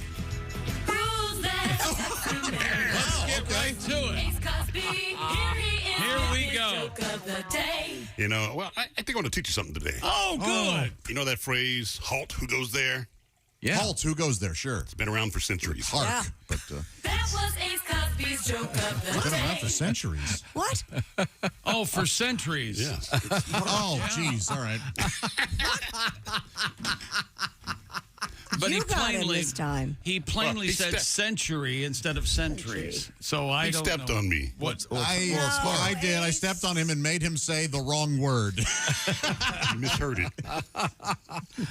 We may have to do a mulligan again. Again, rewarding failure. Okay. Christy Lee is at the news desk. What have you got over there? Oh, okay. The U.S. Drug Enforcement Administration will move to reclassify marijuana as a less dangerous drug. It's kind of crazy. It's on the same level as heroin. The proposal, which still must be reviewed by the White House Office of Management and Budget, that seems wrong. That'll take a decade. Boy, somebody over there has got their hand behind their back, wiggling their fingers. Hey, how about it? They would recognize the medical uses of cannabis and acknowledge it has less potential for abuse than some of the nation's most dangerous drugs. While marijuana would not be legalized outright for recreational use, it would move cannabis from its current classification as a Schedule I drug to Schedule III alongside ketamine and some anabolic steroids. Okay. Schedule. It sounds like your tax form. Yeah. Schedule ones sure are really, does. the really bad stuff. Yeah. Is there a Schedule 2? Yeah, sure. Yeah, I think it goes to 4. Which one's alcohol on? Do we know? Yeah, probably nothing. Yeah, but it is probably nothing. But they got a much better lobby than. All legal, baby. Now drink up. I think marijuana made a big mistake when branding. How so? What? Like calling it chronic. It's like calling it diseased. Well, chronic is marijuana plus. It's got something in it. But that's a good name. Oh, marijuana plus? Oh, marijuana plus. Marijuana Sounds like a subscription service. Yeah, you get Hey, you know, would you like some marijuana plus? Oh, now with Retson. Do you remember one of the Planet of the Apes movies with the fabulous Kim Hunter and Roddy McDowell? Sure. They gave them wine when they first got here and they started talking. They were friends at first. Yeah. Kim Hunter, Zero, wanted to know what this was. And they said, well, this is grape juice plus. They say that? Yeah, they say grape juice plus in the movie. Yeah. I don't remember that line. Yeah. I remember them drinking, but I don't. So this isn't going to make marijuana legal. No. What is this going to do? declassify it from being really bad to okay. So are they going to put all the people in jail for having pot now and let them out? Oh, that I don't. I mean, I have. What no if idea. you are in prison for selling marijuana? Well, there are some guys who have to be going, what the hell? Right? Hey, I'm sure Tommy Chong somewhere's going, man, I had to serve real time. Hello? Hard time in the Hooskow. Because then the opposite side of this, people are going, well, next thing you know, you'll be getting tie stick in your baseball cards, smoking the marijuana.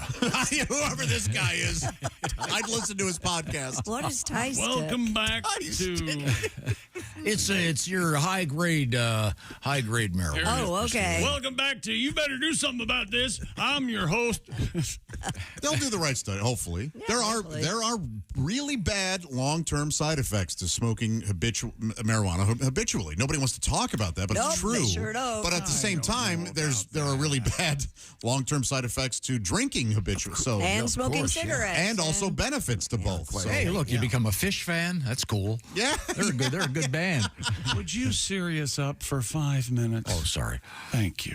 Dave and Buster's will soon let people bet on arcade games. Skee ball. I am so there. This is a great idea. This is great. Get the kids early. My brothers and I have been doing this our whole lives. I'm going to kick your ass in skee ball. The company said it's partnering with Lucra, a provider of gamification services. Oh, the gamification. Well, that's what they got there. Lucra's gamification software will be integrated into the Dave & Buster's app, allowing members to digitally compete with each other, earn rewards, and unlock exclusive perks. Digitally compete through the gamification. Yep. CNBC reports the betting function will only be available to players ages 18 or older and only in 44 states. Okay. First of all, they should arrest the guy that uses the word gamification. What is that supposed to mean? I have no idea. And Just gambling reading it. on line gambling isn't legal in California. Do I have that right? Oh, really? I'm not sure which one That'll be is. the next big one. Well, if a kid starts learning how to do this at 18, he can, on an app, you can just roll right over into the big stuff. I'll tell you what I would never bet on. What? That claw game. Oh, yeah. Well, I'd bet probably with the house. Yeah. That is... That's known as the don't come line. Yeah. I hate that game. You sit there with your kid, dollar after dollar. Can't win at it. No. Finally, someone wins when all the grease has fallen off the claws. Okay. Well, that'd be. Can you imagine? Fun to gamble on skee ball, though. You're right. But I mean, what if you get bad habit, and also you got a guy. The first time someone had their leg broken for not paying off the man for a skee ball incident. With skee ball, you could absolutely incorporate points. Like, give me, like plus 30 or whatever, plus 20. Whenever I go to, I love skee ball. I do too. When I go to Chuck E. Cheese, the kids let them alone. They can go get boogers on their hands, and I'm going to go play skee ball for the next hour. About once every 3 months, I price skee ball things on. Online. Have one in your house? You absolutely can, yes. What do they go for? You can get a decent one for like $3,000, yeah. I mean, you can get cheaper, but they are cheaper. So I Buddy of mine has one of those, it's like a bowling alley table. You with the pucks and the sand. Oh, shuffle puck. Oh, that's real fun. That's cool. Yeah. Too. I love that. Coming up, we have Is She Dead? Is that a monkey? And it's all in the same story. And it's the beer party. This is the Bob and Tom Show. Thanks for listening to the Bob and Tom Show this morning. Catch any...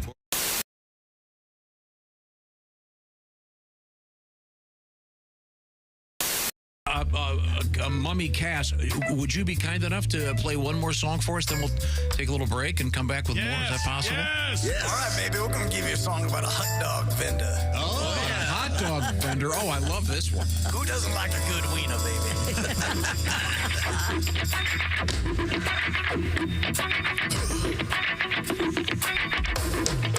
Here we go, baby.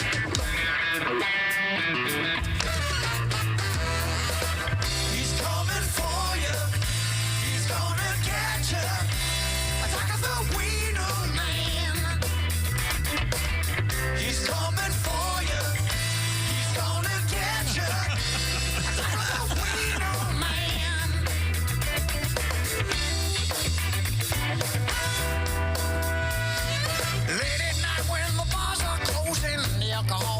makes it stolen. The drinkers need the favorite vendor. I taste the treat of sausage splendor. Oh, little man behind the car. The police can't catch him cause he's way too smart. The smell of mustard in a big umbrella. Hot the man's got the perfect cover. He's coming for you. He's gonna get you. Tackle the wiener man. He's coming for you. He's gonna get you. Tackle the wiener man.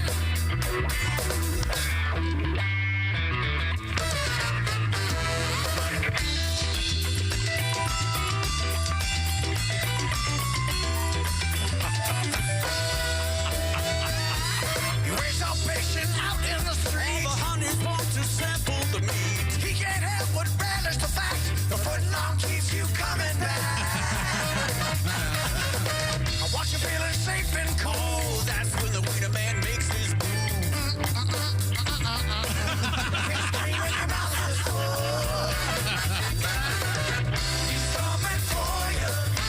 He's gonna get you. Tackle the wiener man. He's coming for you. He's gonna get you. Tackle the wiener man. Crouch.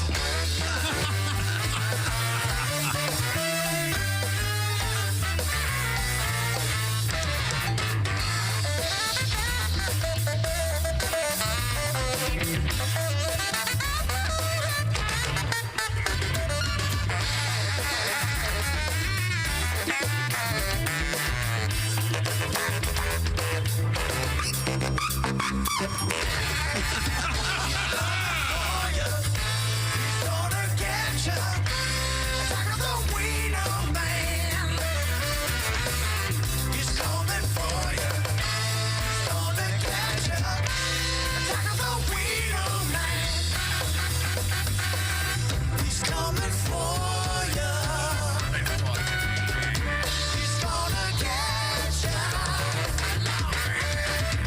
Tackle the wiener man. Tackle the wiener man.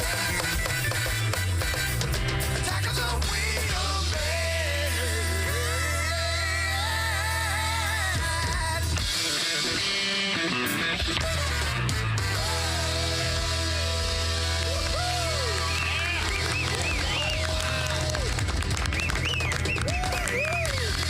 Wiener, baby. Oh, that was just brilliant. You got to see the Mummies just to see the choreography. I just wish they played better. What's the problem? A little tighter. Holy hell, yeah. John Coltrane would be Man, saying to the guy. I've never seen one played hands-free. That guy. How did you do that sax solo? God, that was He's great. got extra appendages, man. Yeah, he does. Oh, wow. That's just brilliant. Hi, this is Christy Lee from the Bob and Tom Show. Thanks for watching this morning's show. To listen, just go to bobandtom.com. Check out the list for a station near you or stream the online radio station on our website and the Bob and Tom app. The Bob and Tom Show, on air, on app, and on demand.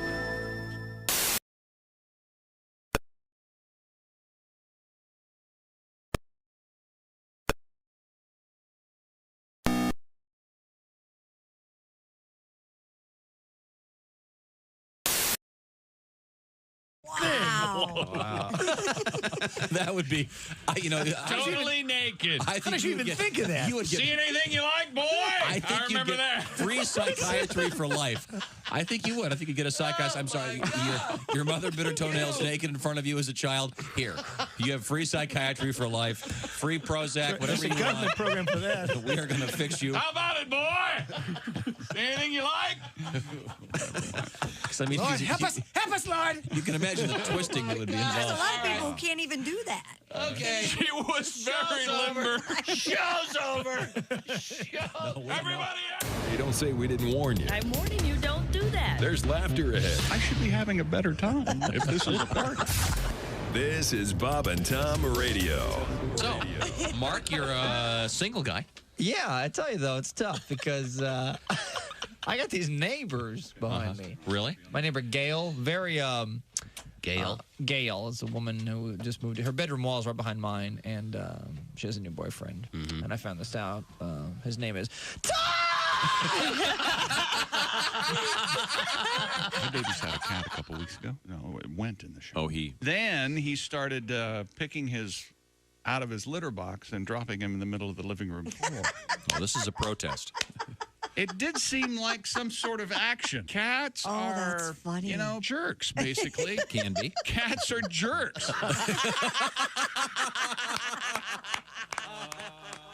My most recent marriage was a disaster. It made the wreck of the Edmunds Fitzgerald look like a fender bender. Wow. Sorry to hear that. Hello. And you remember Lord's famous line about gun control. Yes. The relationship taught me a lot. It taught me they won't sell you a handgun if you're crying. Hi, this is comedian Tim Cavanaugh, and you're listening to Bob and Tom Radio. Why are you talking in a high voice? What do you mean? Welcome back to the Bob and Tom Show. Because Christy I'm Lee excited. At the news desk. About what? There's Hi. Pat Godwin Life. in the performance room. Hi, Chicky. Jessica Alsman is here. Howdy. There's Josh Arnold. He's at the I Hate Steven Singer sidekick Did chair. you like the double Gave me gun? the double finger gun. Oh, that isn't In a that- real awkward way. Yeah. That's the guy from Love Boat, right? There's Ace Cosby. Oh, sure. Dick Isaac. McGee. Yeah. Ace knows him. And here's Tom. Was he the bartender? Was Yeah. he Gopher? Isaac No, was No. the No. bartender. he's the bartender. Okay. He was a black Gopher was- gentleman, hence Ace knows him. You see, that was Chick's joke. Did he ever have? I don't think he ever had even one episode where he was focused on. Well, I don't think so. He was too busy helping Rue McClanahan. Yeah, right. Get her martinis. Because I think Doc. I think they all Doc were was very amorous, focused yeah. on many episodes. Wasn't Gopher the purser? Yeah. And he also What the ran. hell? Oh, that's right. Yeah, go. Yeah. What is a Sweet purser? purser. Was Well, he? let's say you lose your purse. Yes. Wasn't he in Congress or something? Yeah. Yeah, he sure was. Okay. The guy who just puckers his lips all the time. We got a letter. We heard from Corey again. Oh, Corey from the Marshall Islands? Yes. I am not kidding you, Corey. Tom came in during a commercial like half hour ago and said breathlessly, "Have we heard from Corey yet?" Is that right? Some weirdo from the Marshall Islands emails us. Some very nice person took the time and trouble You don't know to say greetings from the Marshall Islands. Very Wait, remote where are place. the Marshall Islands? They are in the middle of the Pacific Yeah, Ocean. and the Bikini Atoll. It is really far from everywhere. Do we know what gender Corey was assigned at birth? I do not.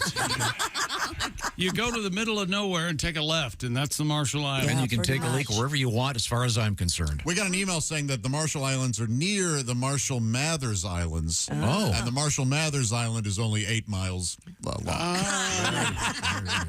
I laughed. Wow. And they serve M&Ms for One shot. Oh, okay. Anyway, One so opportunity. we are now going back and forth with Corey. We have yet to establish gender. Corey's gender at birth. Well, either just send us a D or a P pick. We'll find out. No, Corey, please send Josh a poison letter. It's unbelievable. Let's move on. Christy Lee is at the news desk. The Catholic advocacy group Catholic Answers has outed what turned to be an AI fake priest called Father Justin. Online followers of the priest became suspicious when the chatbot would give unusual answers, in one instance endorsing baptizing a baby in Gatorade. Oh, my God. And perhaps you should sacrifice a cat. That's my chatbot voice. Online publication Futurism engaged with the chatbot, which claimed to be a real priest that lived in Assisi, Italy. Catholic Answers announced that What a sissy. Assisi, Italy. Sure. Catholic Answers announced that it has since defrocked the virtual priest after receiving criticism of the representation of the AI character as a priest. Getting defrocked has to hurt, huh? Yeah. One young man who attended these services said, "That was an AI priest? Then who's been AI molesting me?" Thank you, Chad. Very helpful. Really? Now, Baptism, Josh, angers the Catholic world. baptism by phrase AI. Gatorade is what's bugging me. That would never happen, obviously. So the AI just absorbs a bunch of knowledge and then is supposed to spew out proper answers and was saying. Yes. That's So how it's- that works. They haven't perfected it yet then. No. Although Tim Tebow was Gatorized, baptized in Gatorade. Tim Tebow was baptized in Florida Gatorade. Gator. Yeah, Florida Gator. Tithe in Bitcoin, please. That's where they came up with Gatorade, University of Florida. Of course. Hence the name. Speaking of babies, a 101-year-old. AI molesting me was the joke. Double down, Tom. Because how could one be...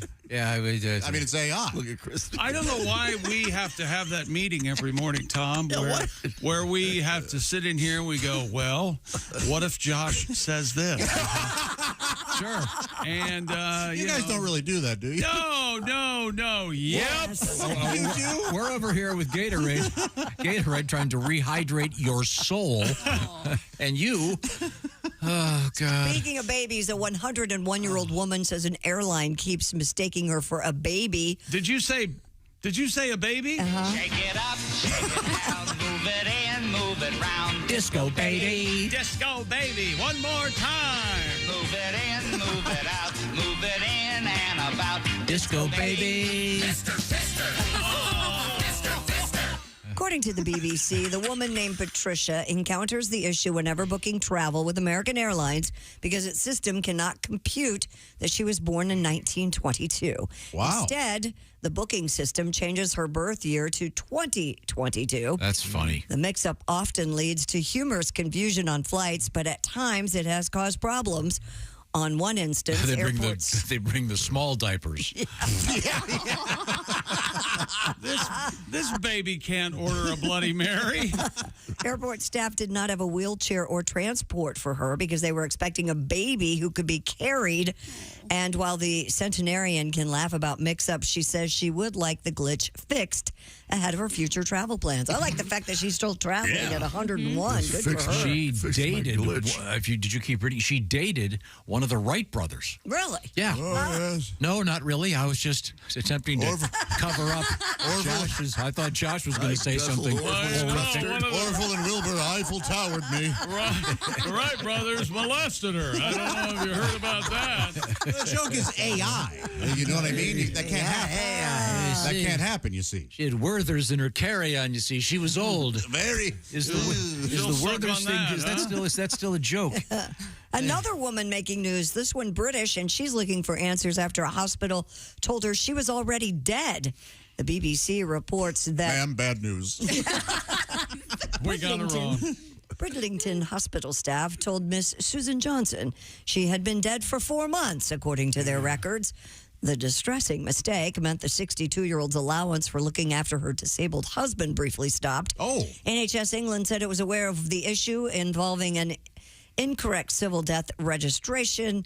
Ms. Johnson said that though her benefits have been reinstated, she would still like to know how that mistake occurred and who was responsible. I guess they're continuing to look into it. So she's not dead. She is not dead. She's alive. Very much alive. Who'd they bury? That's a great question. Who'd they send to the morgue? Who'd they AI bury?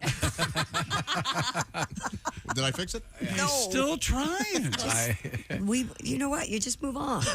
Moving on. Sorry. Does she have the cool benefit of getting to hear everybody how sad they are?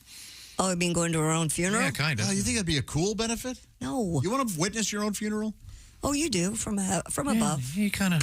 Oh, below. no way. I'm too busy hitting on Sophia Loren when she's there. You think Sophia Loren's going to come to your funeral if she's still No, walking? she's going to greet me in heaven when she's up there. Yeah. Young Sophia or older Sophia? What is heaven? You know what? I'll take either Boy on a Dolphin, Sophia, or Grumpier Old Men. They're both right. They're both good. Yeah. Oh, okay. Huh. Let's wrap up our women Now, in England. though, Hunk. Another woman, this one in Wolverhampton, England. Wolverhampton. Police characterized as being in a state of hysteria discovered a South American marmoset monkey in the conservatory of her home. I say. Animal rescuers were called by the distressed homeowner who reported finding a strange wild animal with a bushy tail leaping about her property. Volunteers who attended the scene, I love how this is written. This is from Talker News. Attended the scene, said they had expected to find a squirrel or maybe a fox, but were left shocked to see a monkey casually sitting on the kitchen countertop. The team was able to entice the monkey into a cage and back to an animal rescue center where he has since been named Marcel. Marcel was 5,400 miles away from his native South America and is believed to have been dumped as an unwanted pet, as he is tame and friendly to humans. Marcel is the name of Ross's monkey on Friends. I wonder if it's the same kind of monkey. Oh, maybe. That's funny. I didn't know that. Mm-hmm. That's good. And isn't that a thing in the game Clue? Marcel? The conservatory? Yeah. The monkey throwing feces in the conservatory. Absolutely. I don't think so. Was the monkey, at least the monkey wasn't jumping on a bed. That'd be too on brand. Yeah. On the nose. For a monkey. Yes. What is it? Miss Scarlet, Professor Plum, Colonel Mustard. How many more? Are there White? 3 more? Yeah, Mrs. White. Mr. Green. Yeah. Keep those in mind if you play Connections. Joe Verdi? They asked for that? That showed up a couple times. Joe Verdi. That's Mr. Green. Yeah. That's his real name. Yeah, just telling you. But, you know, it'll be in Connections sometimes. What, a rope, a candlestick? Yeah, they do that all the time. Okay. A pipe. Pipe, yeah. Imagine killing somebody with a pipe. It'd take a while. Well, unless you hit him in the right spot. Yeah, one. According to Argyle, you'd be surprised how soft a person's skull is. I gotta see it. Yeah. What a Josh, great movie. If you sit through that, I'll be disappointed. He did not tell me he was disappointed in me because I sat through it. I just can't believe. I just don't think you'll be able to sit through it. Isn't your time valuable? Mm-hmm. Okay. It's a very cute cat. You'll love it. Oh, no, Halsey. To be fair, I only got halfway through and I haven't finished it, though. Oh, okay. So, well, the Tom is second kind of half right. is not worth watching. Let me tell you Maybe something. that's This why. movie, I'm here to see it. It's very important to me. If you can't be yelling and screaming while I'm trying to watch this. First scene, there's a cat. What'd she do? Oh, as loud as anything. No thanks. Okay, now we've got sexy time coming up, but first we check in with Chick McGee. Raycon and the everyday earbuds. Why aren't they in your ears right now? Listening to me tell you to put Raycon earbuds in your ears. Isn't it time you got some peace and quiet? And how about a different Mother's Day gift? Win Mother's Day with Raycon everyday earbuds. You know, Raycons have seamless Bluetooth syncing, 8 hours of playtime, and 32-hour battery life. They also have the optimized gel tips that fit every ear ever made.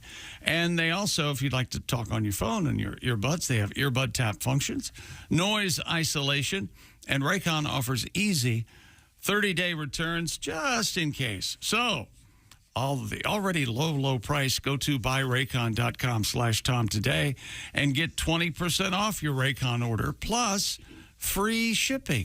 That's 20% off and free shipping at buyraycon.com/Tom. That's buyraycon.com/Tom.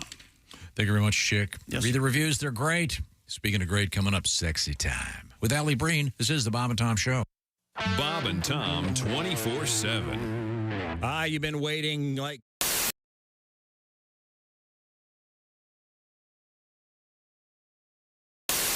Here in the Bob and Tom program, we have been asking you for questions you get all the time. About your job? Yeah. Dear Bob and Tom, I work at the service desk of automotives. Customers call in and say, hey, the check engine light came on. What's wrong with my car? Well, there you go. I want to always say, I don't know, put your car on the phone. Let me talk to it. Yeah. How you feeling? Mm-hmm. Dear Bob and Tom, my name is James Brown. I'm really getting tired of people saying, so, do you feel good? Yeah. Dear Bob and Tom, my name is Brandy. Yes, I am sick of people asking me if I am a fine girl. Okay. If you've got questions you're tired of, we'd like to hear from you. Yep. Okay, that's one of my favorite songs. I love that song. Brandy? Yes. Brandy, you're a fine girl? Yes. What a I'll good say wife it. you would be. Yes. But my love, my life. And my love and my lady is the sea. Yeah. Now, why do you like that song? Because I don't is know. that the kind of relationship you want, where that's some man who loves you but he has to leave for long? Right, he comes in, gets the good loving, and then he leaves you alone. All right. How do you think Brandy got to own the bar? She wears a braided chain made of the finest silver from the north of Spain. A locket that bears the name of the man that Brandy loves. She killed and buried out behind the bar. Frigamall Records, the same people that brought you the all-bass Christmas album, Amazing Bass, are proud to present Jimmy Pardo's first solo project, Nothing But Air Bass. Hi, I'm Jimmy Pardo. You know, there's nothing cooler in rock and roll than the bass. And these songs are so cool, I don't even need a bass. Hey,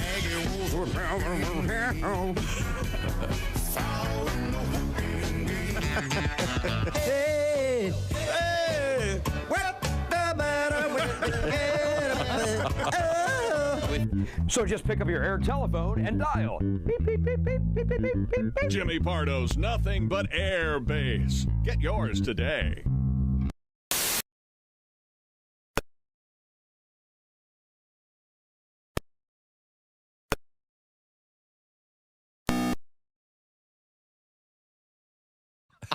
I'm a huffer at heart. I don't know if you saw the Fat Boy Slim video, but I kick it old school. That's great. Have you interviewed Christopher Walken? No. Okay, well, here's your chance. And keep in mind, all of his thoughts are completely unconnected. So go ahead and ask Christopher Walken anything. All right, what's your new project, Christopher? Frankenstein never scared me.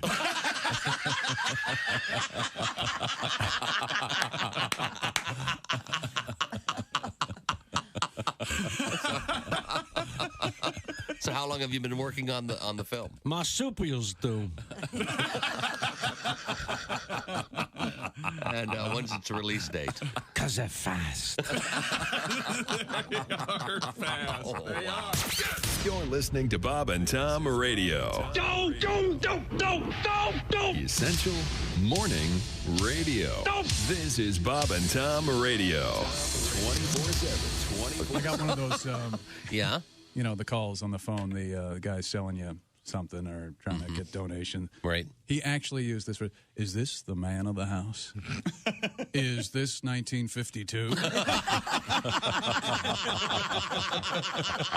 Yes, it is the man of the house. I'm lounging on the divan with a highball. Why do you insist on calling during Edward R. Murrow?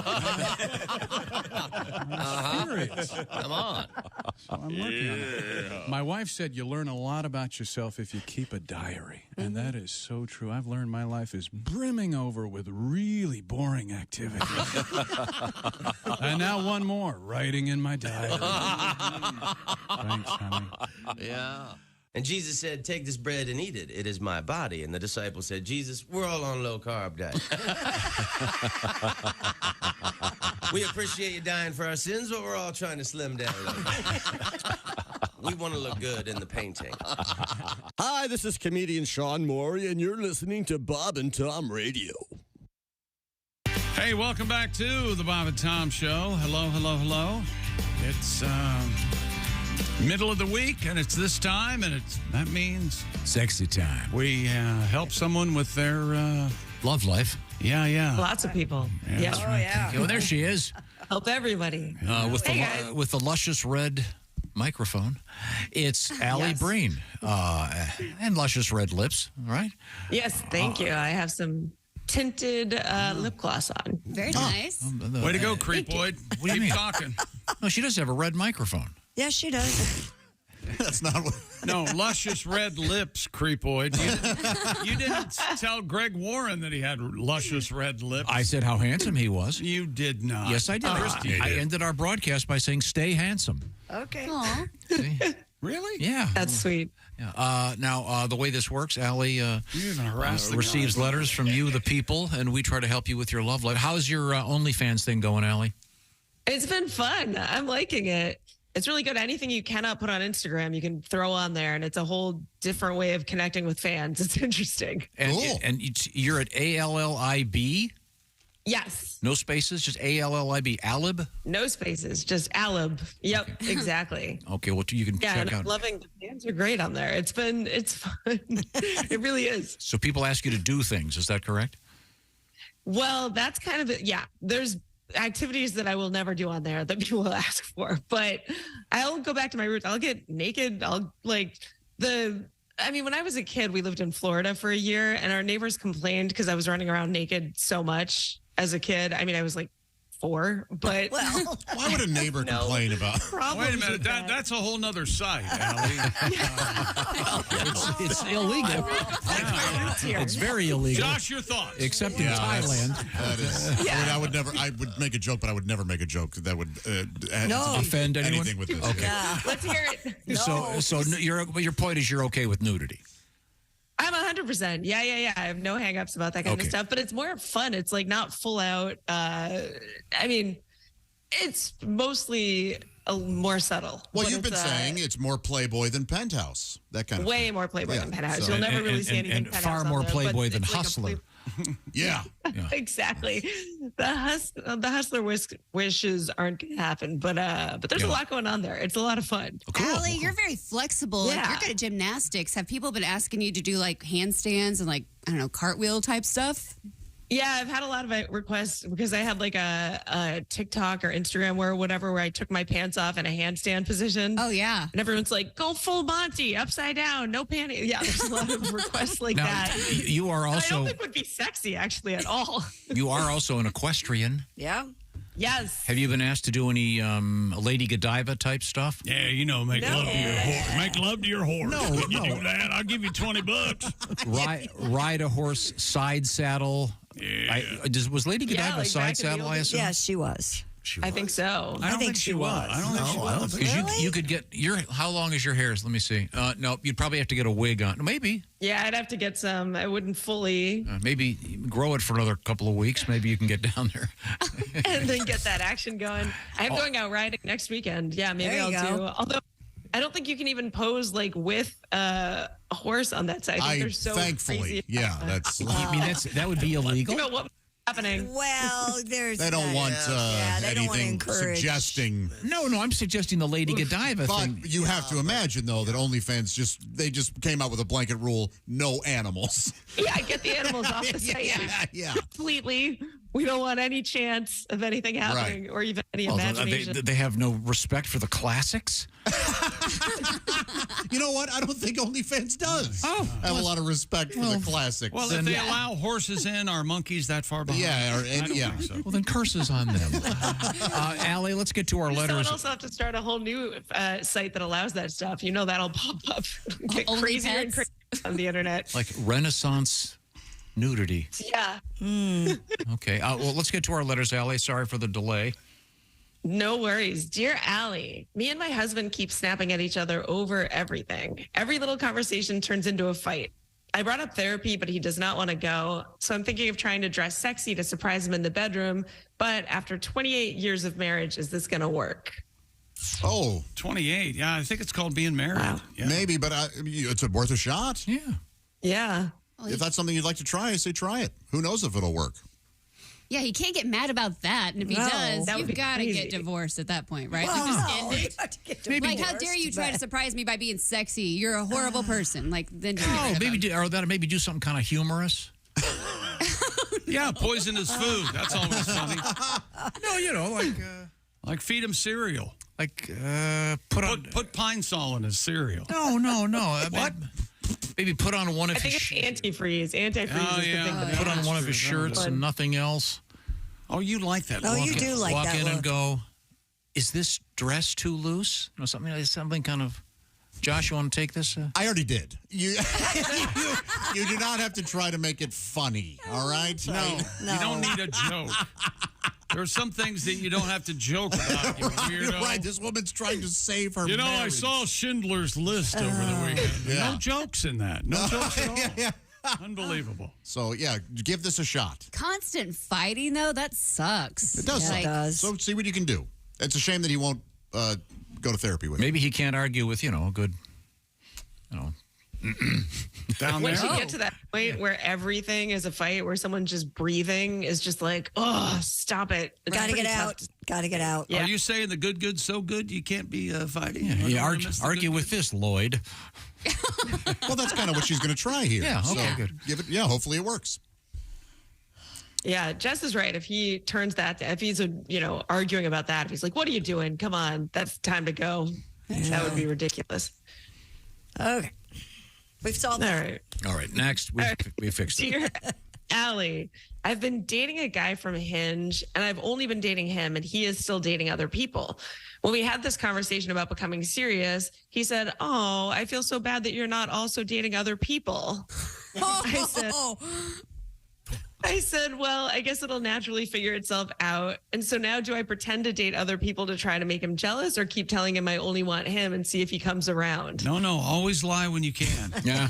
Anytime you can tell a lie, you gotta grab onto What it. a jerk. Oh, I'm sorry you're not as cool as I am dating all these people. You really, She really hears something that's not happening. you bring a lot to to what is actually said here. Allie, did you agree? I agree. I totally do. It's like when someone says I love you and they're like, oh, thank you. It's That's so nice. I'm so completely the happy same you thing. love me. Yes, that's so great for you. I'm sorry, it's not the same on my end. Yeah, he's still dating other people and you want to get serious, but he doesn't. Why don't you, I know it's hard, but like maybe break up, because then he'll want you more. There you go. Or not at all. Or not at all, and then you're not wasting your time. Yeah. And move on. There are a lot of fish in the sea. Yeah. Move on. Maybe that reaction alone make him laugh is too by much. poisoning him. Oh, wait a minute. That was the last guy. You poison all of them. Sorry. Yeah. Let's get to our next We letter, should Allie. Measure how many people end up dead after my segment. I think so. Dear Allie, my boyfriend's dog pooped out a condom the other day. We do not use condoms. Hey! He said the dog must have eaten one on one of his last walks. Sounds pretty sus to me. What do I you would think? agree. I have two dogs that are, what do they call it? Pica. Yeah. That could absolutely have happened. Yeah, I've seen them eat cigarette butts. So However. Yes. It can happen. How many loose condoms are out in the park? Wild. Depends on where. No, I think this. Yeah. We've had news stories about this kind of thing. It's just they find It's sex possible. toys. Yeah. Well, I say you shoot him now and worry about it later. That's what I say. Not the dog. No. The Part of me wants guy. to say do him a I know, I was favor. like, that's a Christy Noam. Do the guy a favor and break up with him because you're clearly insecure. How do you not give this guy the benefit of the doubt if he's never shown signs of cheating on you? Well, we don't know. Maybe he has. Well, she would say that. So was she with the dog when the dog pooped out the condom? It looks like it. He wouldn't tell her about it, I wouldn't think. The good news about that is you don't need one of those dog poop bags because it's already sealed up and ready to go. Oh, how about that? If it's tied off, it's the perfect That's thing. interesting. We should Maybe you start- can get him to swallow condoms. Yeah. That's a great idea. As someone who every day goes through lots of those doggy bags, boy, that'd be a great invention. Your dog eats the bag and then just poops these little bags. Actually, I have seen a thing that attaches to the back of your butt, the dog's butt. My dogs are going to go naturally. I'm just telling you that they can poop right into the bag. I am not going to force my dog Like to a wear horse. No. Oh, wow. That's going to get. You're going to have a. That is ridiculous. You're going to have fecal encrusted dog hair tail. No, we know you're not. Okay, let's. Who knows? It's possible. I think it's. I don't know. So her thought is that the dog ate this condom out of the toilet or something, or out of the wastebasket. Trash can, yeah, which does sound a little more likely, probably. Get the condom, take it in for a DNA test. Get the answers. You're going to find out the condom was worn by a dog. Okay, let's move on. What else have we got? Dear Allie, I'm 44 years old and I have been having an affair with my best friend's son who is 22. I used to babysit him as a kid, so we really don't know how to tell people this without it sounding super creepy. Any advice? Yes. You look at everybody and go, hey, we're grown-ups. Yeah, we we're like adults. each other. Deal with this. We're fine. We're allowed to use the word grown-ups on this show? No. No, these people are, yeah. Yeah, we're not talking about us. Oh, God, no. okay. That's going to be a rough conversation with the best friend. Forget about everyone else. that's the only thing gonna be that's the the only awkward. person This sounds like Sayonara. that TV show Ace is watching. What's that called? MILF Manor. MILF Manor. MILF Manor. What's the premise again? 6 single women arrive in a manor, and 6 men show up who are the sons of the other women. And obviously, they do something to prevent the son from hooking up with his own mom, right? Well, who's to say? That'll be next. They need ratings. And then did you say they show them D pics of the sons to see if the ladies can recognize them? No underwear. Oh, underwear. Okay, sorry. Hey, Zipsorp, I don't think we should blow up Earth. Hey, what's this weird transmission we're getting? MILF Manor. You know what? Get that laser ready. Okay. On my mark. 3, 2. Next letter, Allie.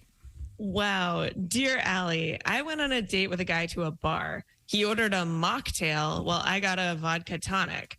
I asked why he wasn't drinking, and he said he actually doesn't drink, but he likes to meet at bars more than coffee dates because those feel like job interviews. My friend said I'm lucky I got out of there without being roofied.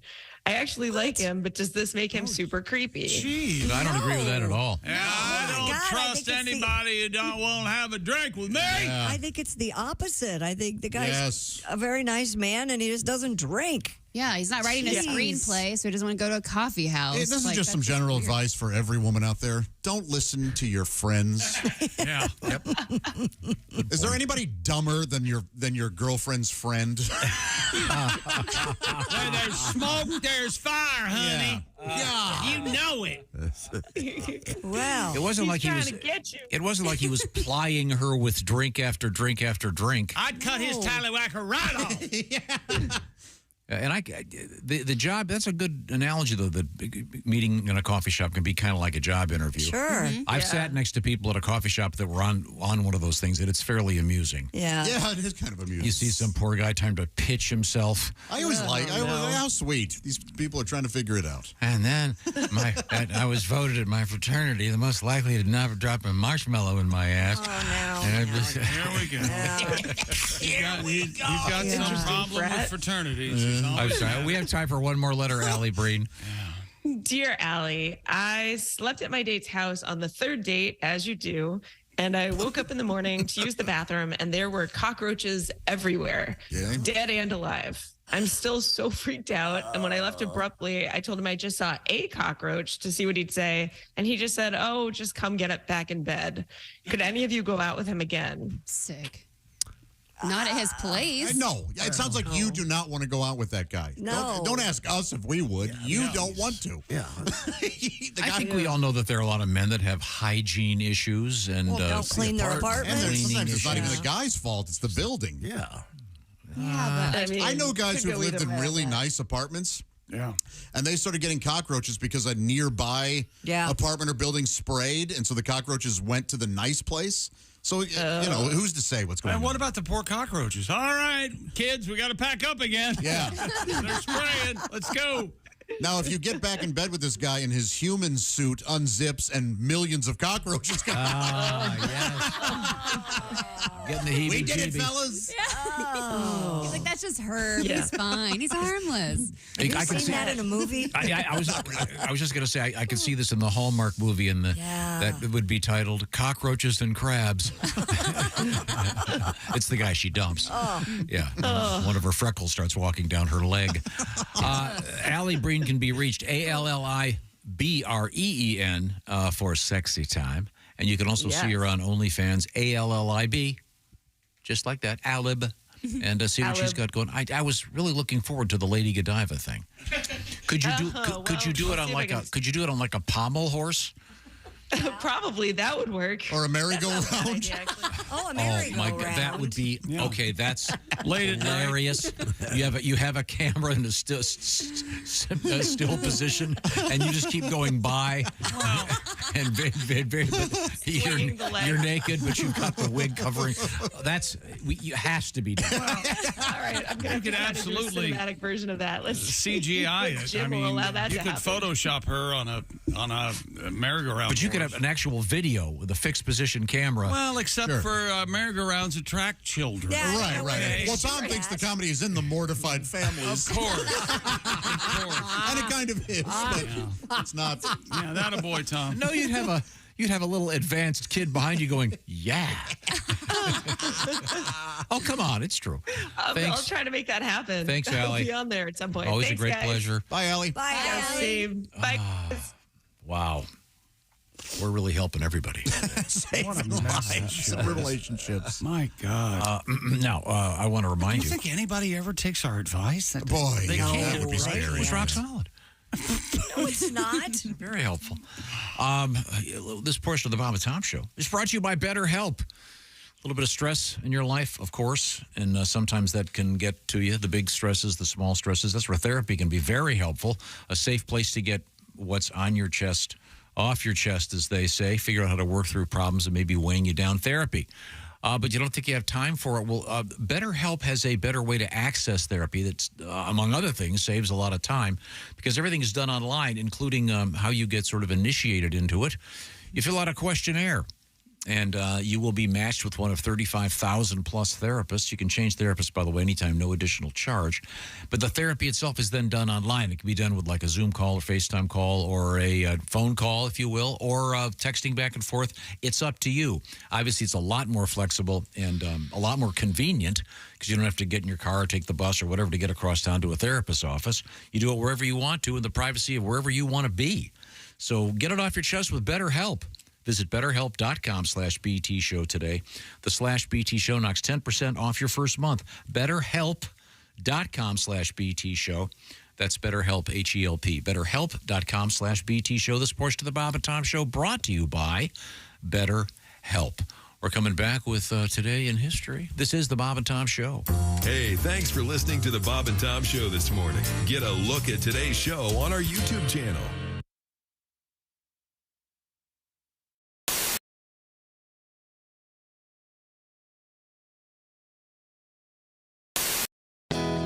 Hi, it's Tom from the Bob and Tom Show. Thanks for watching this morning's show. To listen, just go to bobandtom.com. Check out the list for a station near you or stream the online radio station on our website and the Bob and Tom app. The Bob and Tom Show, on air, on app, and on demand. You want to play one of the silly ones? We'd love to hear. Sure, yeah. Well, my name's Batman, but you can call me Bob. And when I see the boy Wonder, I just say, yo, Rob, I used to wear a cape and do the leotard bit. Now I'm wearing a hoodie and the jeans because I don't give I guess I can't say that. That's okay. I don't give an underwear drawer.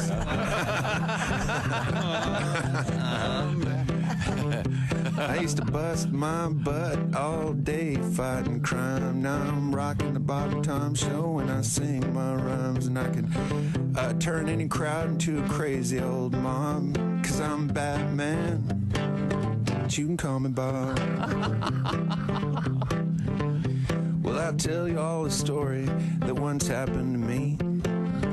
Well, me and little Robin, we were just cruising down the street. We were in the Batmobile, and we had the lights turned low. We had a six-pack of bat beer on ice, so we were good to go. And with the radio blasting out our old theme song, Robin kept on passing me that big old bat bong. I took a couple of hits, and the next thing I know, there was a cop pulling us over to the side of the road. He said, hey, what's your name, boy? You look like a slob. I said, I'm Batman, officer, but you can call me Bob. Well, I turned to little Robin. I said, hey, buddy, it's getting kind of late. I gotta find a date before I start to hallucinate. So we found this little place. We went inside and they carded Robin at the door. They asked about his age. He just lied. He was like 13, I think. I'm not really sure how old he is. Well, I went up to the bar and ordered myself a little Coke and Jack, and that's when I felt a strong hand on the back of my back. And I turned around and I dropped my drink because there was this girl there in a mink, and she was about the most beautiful girl I've ever seen, I think. And I introduced her, Robin. I said, hey, this little guy's name is Rob. But, well, I'm the Batman, baby, but you can call me Bob. Well, I promised to behave, and we went back to the Bat Cave, and she took one look at my place, and, well, she started to rave, and then she gave me a nice kiss, and she said, I'll be right back. I'm just going to slip out of some of these clothes for a minute so we can relax.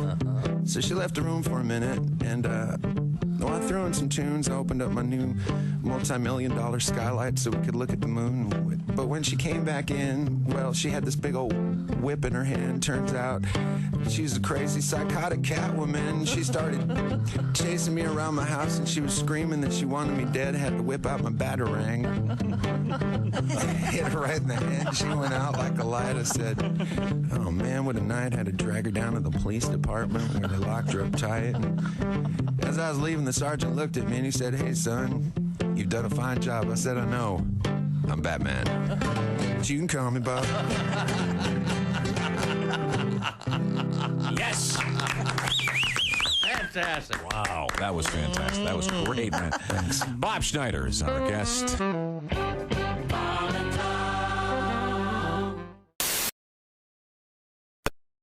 Catch the hot new show from Bob and Tom Television. She's sexy. She's stacked. She's Jugs Judy. This court is now in session. And before we get started, let's take a moment to let our bailiff introduce himself. Hi, I'm Bob Gavoyan. Jugs Judy, may I say that you look absolutely stunning today.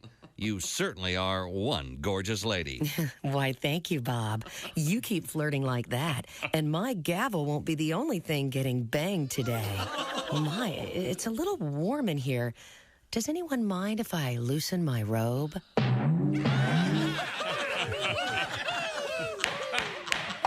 Your Honor, that's what I call Exhibit Double D. Bob, meet me in my chambers after court. I'd love to go through your briefs. Oh, and bring your handcuffs. Yes, ma'am. Jugs Judy. It's a guilty pleasure. Available only on Bob and Tom Television. This court is adjourned. Now let's all go to my place for margaritas and skinny dipping. Bob. Catch Jugs Judy only on the Bob and Tom Television Network. Essential Morning Radio. All day and all night. This is Bob and Tom Radio. Can I say something about driving on the highway, first of all? Sure, yeah. People got to focus. It's scary out there. Amen. I was on the highway. A guy next to me is texting while he's driving. Mm-hmm. I'm like, look at this son of a... And then I hit a car. So I think it's dangerous. I think he won that round. Game, set, match, yeah. Accident next to me, LOL. Exactly. OMG. Can you text and drive? WTF. No, I see it all the time. I can barely see the I've done that. letters Yeah. anyway. I drove by I told you this. I drove by a lady with a book open on her steering wheel Reading. and eating a pizza. Tell me, wait a minute. You know what? Pizza. We have also Matt Fulcher on here. Yeah. And Matt, what do you do for fun? What do you skateboard? I like to go in a liquor store, which sounds fun, right? Mm-hmm. And I get like a miniature vodka like this big. And when I'm handing the guy the money, I'll be like, yo, I'm getting messed up tonight. He's got paid about this bitch. Something fun to do. If you want to try that. Oh, yeah. You know, I haven't done that, but I'm I'm doing gonna it do it. tonight. Oh, yeah. Uh-huh. Damn, Do it tonight. I'm doing it. It's Friday, man. That's right. That's right. Good morning, sunshine. Bob and Tom Radio. Coming your way in a few minutes. Welcome back to the Bob and Tom Show. And that concludes Hump Day. What do you think, Tom? Not concluded yet. No? We got some things to get to here. Like what? And we should tell everybody we've moved our featured. What you learned on today's show is now going to be featured the following day. Right. So it'll become what you missed on yesterday's show. Yes. Got to get new theme music and everything. No, we don't. Is that right? Same theme music. We heard from Corey again. Do you want the update or do you want to wait till tomorrow? No, I'd like the update. Corey is listening in the Marshall Islands. In the Marshall Islands, it's not here. It's exotic. And Corey was kind enough to tell us 7 degrees. Corey. He's currently at 7 degrees north latitude, 171 degrees east longitude. All right. In case you need to find him. Okay. On the Marshall Islands. Anything else, though? How about weather? He's a he. Okay, Corey is a man. Yes. Okay. Wanted to All right. make that clear. We weren't sure. But thanks for listening. And he's also a videographer. So maybe we can send us some pictures of palm trees swaying in the wind. We have... but no, nothing about... Marshall Islands, Papua New Guinea. It's 83 there. Oh, okay. It's kind of close to where he's from, I think. Nice. Marshall Islands. Okay. Well, thank you very much. Time now to learn about the world of history. You think an optometrist... Uh-oh. Yeah? Here we go. What? Hang on a second. It couldn't be worse than what you did before, so That's go ahead. true. It might be. Here we go with Josh again. Chick, did you hear about the doctor who he would deliver babies, of course? Yeah. And an Italian couple came in, and she was in labor, very close to giving birth. And he looked at one of the other doctors and said, "Excuse me, I got to go Papua New Guinea out of this this broad ear." Man, Josh. Referencing Papua New Guinea, the new Italian baby. Yeah, I see. No, we got it. Yeah, it's an unfortunate name, that isn't it? Yeah. Did you ever? I guess what I'm asking is, did you ever hear that joke? No, I really hope that you was never the heard it first again. time. Actually, I heard they bought tires too. Isn't that a tire store? Yeah, Did they do that? Thank you. I'm sorry. Italian Look at tires? this today in history. Yeah, May 1st. 1840. You like this one, Chick? It involves Great Britain. The gold rush. 1840. They released the first stamp with an adhesive backing. Oh, okay. So you didn't have to lick it? They thought it was. No, you had to lick it. Witchcraft. Yeah. Prior to that, you had to use a nail. Melted wax, maybe. Wax. Yeah. No, you put glue on the back of it. You had a glue container. I use Scotch tape. Come on. Stuck it to the envelope. See, it was an long time ago, you see. And Yeah. the nail 1840. A nail would be stupid. They used the tack. Did you ever lick the pre sticky ones? No, because you peel it off the sheet. After you peeling off the back, then you go ahead and lick it as well. That's a dumb move. Yes. You're a sick man. You know why? It'll get you high. Some help. That's right. Let's see. I didn't know this. 1930, the planet, I don't want to argue about it, it's a planet. Pluto. Yeah. Named by an 11-year-old named Venetia Burney. Venetia would have been a cool name, but I guess that's too close to Venus. Yeah. Yeah. She named it, of course, after... People would think it was a small the dog. Pluto That's and Disney. She had trouble seeing. Yeah. Yeah. Oh. Venetia's blind. Yeah, I'm chuckling. And if it wasn't for her, it'd be curtains for all of us. Or something like that. Yes. That's right. Okay, Halsey, this is for you. Okay. 1939. The comic book appears entitled Detective Comics number 27. Who was the featured performer? Oh, no. Superman? No, that was Action Comics number Dick 1. Tracy. Oh, sorry. No. Batman. Oh.